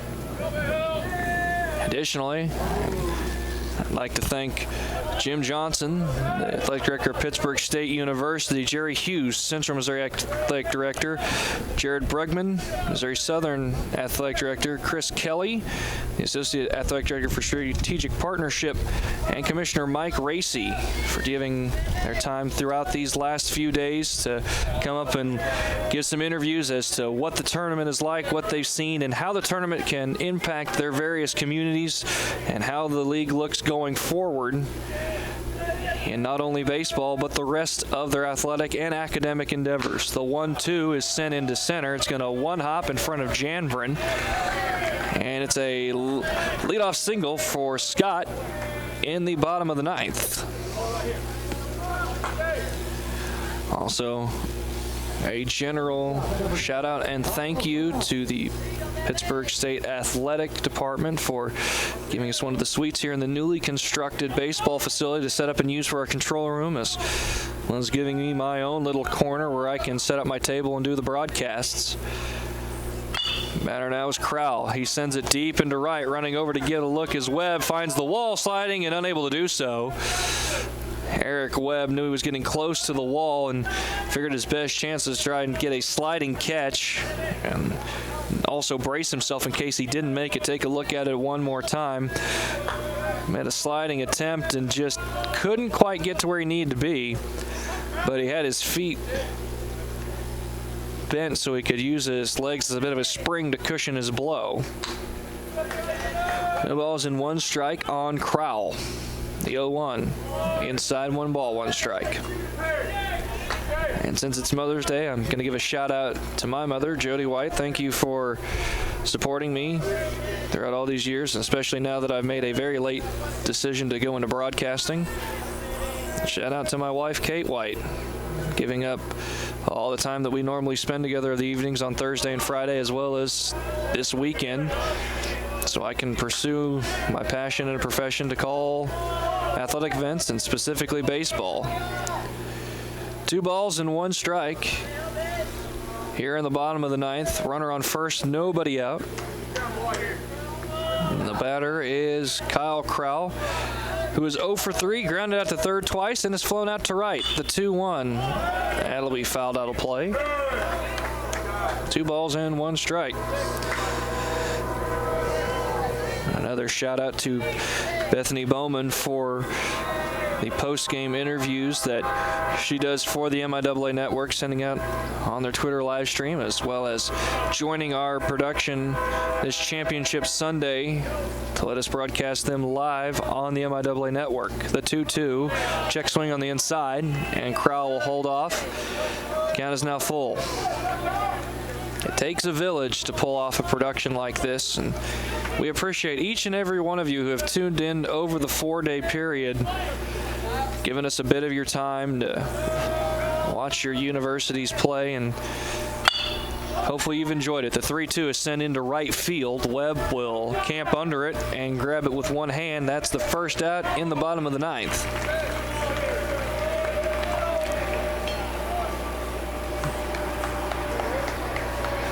One out now, and the batter will be Joe Mondragon.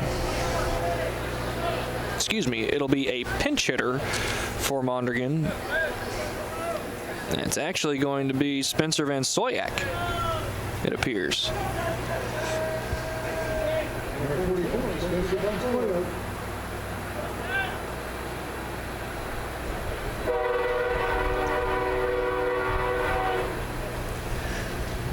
And the first pitch to Van Soyak is a ball low. Runner over there at first is Philip Scott. He led off the inning with a single.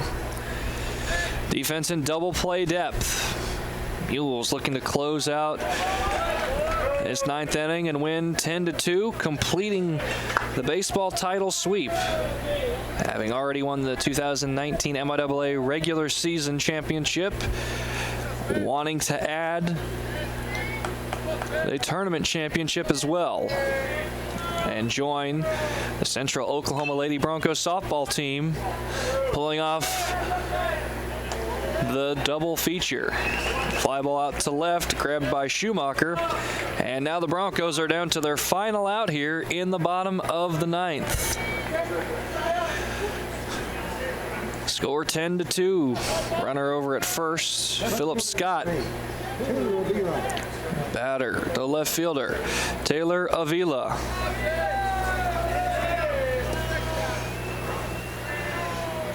Avila is 1 for 2. He drew a walk in the 2nd inning, hit a home run in the 4th, struck out looking in the 7th. That home run had cut the Central Missouri lead at the point down to 1 run, as they were leading 3-2. But after that, the Central Missouri pitching staff and their defense has bared down, and now Central Oklahoma down to their final strike. Zach Whalen, the catcher, will get the sign. Flash it over to Colin Jones. He comes set and deals. Swing and a miss. The ball game is over. The Central Missouri Mules win the 2019 MIAA Tournament Championship by a score of 10-2. We'll step aside for a break and come back on the other side with the championship ceremony. We'll be back after this on the MIAA Network. In NCAA Division II, community engagement is an initiative at all 25 national championships because student athletes want to give back while competing for a national title. Over the course of the year, Division II student athletes have an opportunity to leave a lasting impression in local communities throughout the country. Whether Division II student athletes are volunteering at hospitals, schools, after-school care programs, foster homes, or retirement villages, they make a difference in the lives of others. In Division II, we rise to the opportunity and make community engagement ours. I knew that there was an opportunity to have my college paid for if I was good enough to play baseball at that level. That was going to make a big difference in my family. D2 baseball gave me an opportunity to play at a high level and to get an education that's going to be valuable for me throughout the rest of my life. I chose to take my experience of being a student athlete and pursue that within my career and to get a master's degree. If I wouldn't have had a baseball scholarship, there'd be no chance that I'm doing what I'm doing today.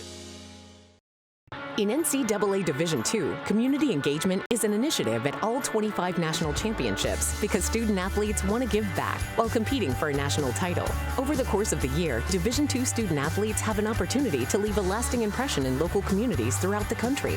Whether Division II student athletes are volunteering at hospitals, schools, after-school care programs, foster homes, or retirement villages, they make a difference in the lives of others. In Division II, we rise to the opportunity and make community engagement ours.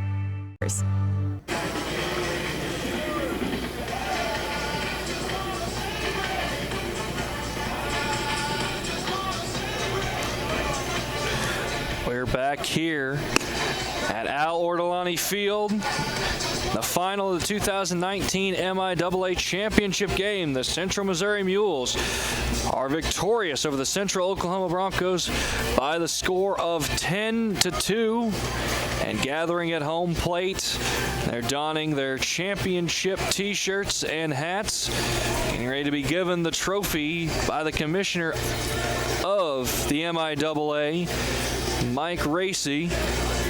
Congratulations to the Mules for completing the championship sweep by winning not only the regular season title, but also the tournament title here. And a hearty good luck to Central Oklahoma as they are hoping to make it into the baseball tournament.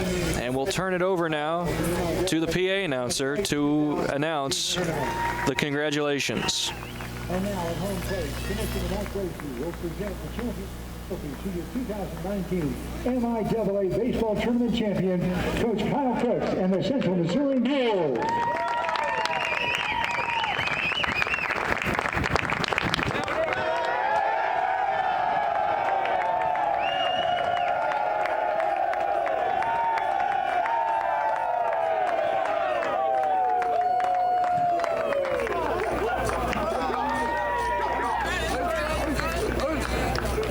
See it right there, folks. The joy and the celebration on their faces. With the winning of this, they have an automatic qualification to the 2019 baseball tournament. The selections will come out later this evening as far as who else will make it. As it stands, Central Oklahoma sitting at the 7th seed in the Central region. A good chance to get an at-large bid. There's a possibility of 4 MIAA baseball teams making it to the tournament.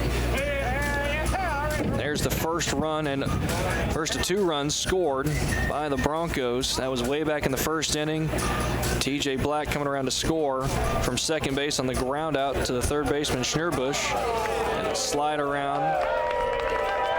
One of the many runs that the Mules scored, tagging and scoring. Coming in was Mason Janvrin there, and it was all Central Missouri for the majority of this contest. As I said, 4 MIAA schools having a possibility of making it in.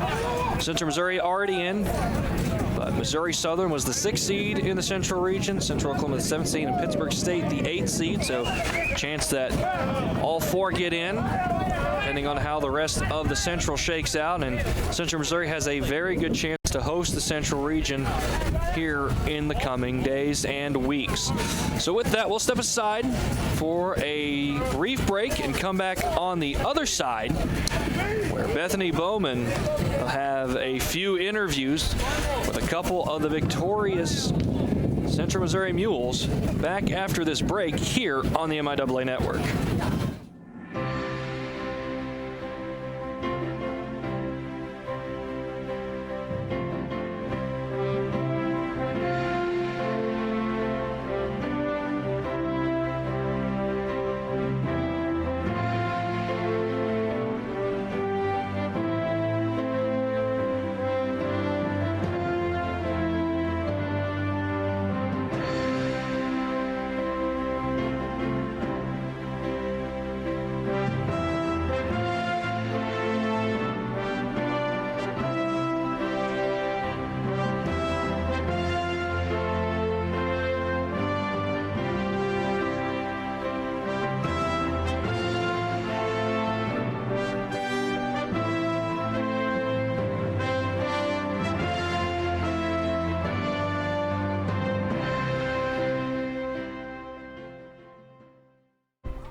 Welcome back to the MIAA Network. As you guys just saw, Central Missouri are now your 2019 MIAA Tournament champions. Michael Sinks and Chase Plimal here joining us. Chase was the starting pitcher today. Michael, a second baseman, going 2 for 3, had 3 RBIs, 2 runs scored. You know, you guys had several 5-4 games. All of them, except for this championship game, were close. You know, the offense kind of opened things up today. You guys didn't want another close one. Yeah, it was a really fun game. We really took care of the things that we preach as a team and executed, and it ended up working out a lot better for us. And then Chase, you know, big day for you. Yeah, every team, the pitching is getting questionable, but for you, it didn't look like you missed a beat at all. You actually kind of doubled your innings pitched in this game and went 5 today, made it 10, and only gave up 2 runs. Yeah, it was a fun game to pitch, and you know, these guys were making a lot of plays behind us, and it was just, you know, one of those things where Stambo was like, you know, just go out there and have fun with it, and that's what we did. And we just filled up the zone, and you know, we were successful with that. Selection show is tonight. You guys will definitely be heading to the regional. We don't know if you'll host quite yet, but what do you guys think you need to do moving forward, and what's next for this team? We need to get after it and practice this week and get ready to hopefully host a regional in Warrensburg. And Chase, your thoughts on the upcoming regional? Yeah, I think we're going to be really competitive, and like Michael said, you know, we just need to go to practice this week and really execute and work on the things that we really instill our team values, and if we hit those hard this week, then we're going to be golden. Today is a special day for the moms out there. You guys want to give any special shout-outs? Happy Mother's Day, Mama. Happy Mother's Day, Mom. Oh, well, thanks a lot, guys. Congratulations. 2019 champions, regular season and tournament. Congrats. Thank you. Thank you. All right, we'll be back with head coach Kyle Crooks here in just a second. He will join us to talk about the Mules' win today in the MIAA tournament. Stay tuned. In NCAA Division II, community engagement is an initiative at all 25 national championships because student athletes want to give back while competing for a national title. Over the course of the year, Division II student athletes have an opportunity to leave a lasting impression in local communities throughout the country. Whether Division II student athletes are volunteering at hospitals, schools, after-school care programs, foster homes, or retirement villages, they make a difference in the lives of others. In Division II, we rise to the opportunity and make community engagement ours. I knew that there was an opportunity to have my college paid for if I was good enough to play baseball at that level. That was going to make a big difference in my family. D2 baseball gave me an opportunity to play at a high level and to get an education that's going to be valuable for me throughout the rest of my life. I chose to take my experience of being a student athlete and pursue that within my career and to get a master's degree. If I wouldn't have had a baseball scholarship, there'd be no chance that I'm doing what I'm doing today. Being a champion takes more than talent, more than the perfect pass, more than using your head. Being a champion takes the spirit to always push harder, the ability to overcome any hurdle, and the fire to be the best. Welcome to Division II, where the pursuit is yours to create. And the question isn't, can you do it? It's, will you?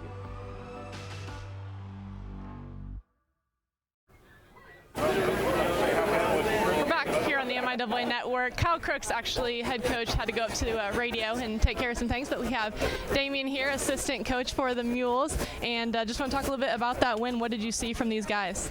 Well, our pitching staff did a heck of a job of giving it a chance to win. Obviously, Chase had a stellar outing, and then Jonesy just didn't give him any life. It was phenomenal. They just pounded the zone and really held them at bay. There was nothing for them to do about it. They just outpitched their bats. So, what was the turning point of this tournament for you guys? You did have to suffer one loss in this tournament before you could come back and win this thing. Was that kind of just a little setback for them, and you think got them locked in? I mean, this club's never out of a game. There's been so many times this year that our pitching staff just absolutely puts us in a terrible position, and the hitters just don't care.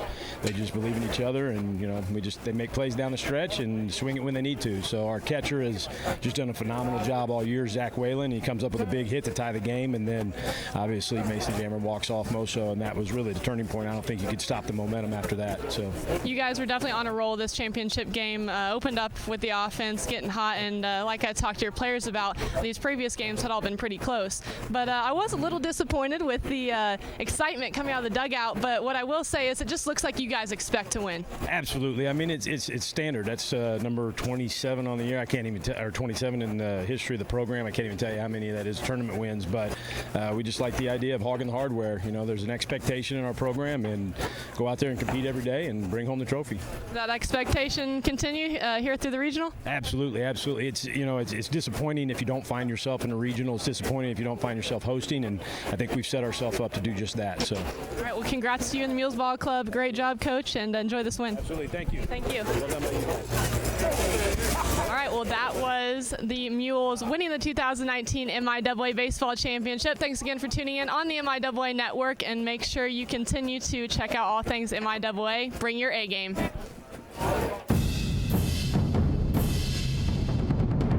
We've got our heads in the game, Our minds in the classroom, our hands in the community, and our feet ready for the world. We're a part of the NCAA Division II experience. Using our skills at our universities and in our communities. I chose the MIAA. I chose the MIAA. MIAA, the spirit of our communities. These are your teams, your players, your community of fans. This is where they play, where they practice, where you cheer. At every meet, every event, every game. Your community is passionate, dedicated, supportive. You know the tension of a close game and the thrill of the win. So while you're cheering, keep an eye out for anything out of the ordinary. If you see something suspicious, say something to local authorities. Welcome back to Al Ortolani Field for the final time of this 2019 MIAA Championship tourney, and specifically this 2019 MIAA Championship game. Get you the final stats and then send you home and enjoy the rest of your week. Central Missouri Mules scored 10 runs on 13 hits. They committed 1 error. They left 8 on. The winning pitcher, Chase Plymell, he gave up 2 runs in 5 innings of work. The Broncos of Central Oklahoma lost by a score with 2 runs, 3 hits. They committed an error. They left 2 runners on base. Losing pitcher Colton Croft gave up 5 runs in 4+ innings of work. So with that, we are done here from Al Ortolani Field. We are done with the 2019 MIAA Baseball Championship. I have been Showboy. Thank you so much, folks, for tuning in throughout this week and this weekend. Have a great week, and good luck to all teams who make it to the 2019 NCAA D2 baseball tournament coming up later this week. I've been Showboy. See you, folks. My path to a college degree would have been completely different had I not run Division II cross country for the University of Mount Olive. Having an athletic and academic scholarship was key for my success. Our coaches were really helpful with balancing out my academics and athletics. I decided to attend graduate school because I wanted to become an athletic director. Receiving the postgraduate scholarship through the NCAA provided me with the flexibility to choose the school that I wanted. So now I know that I can accomplish any goal that I set for myself.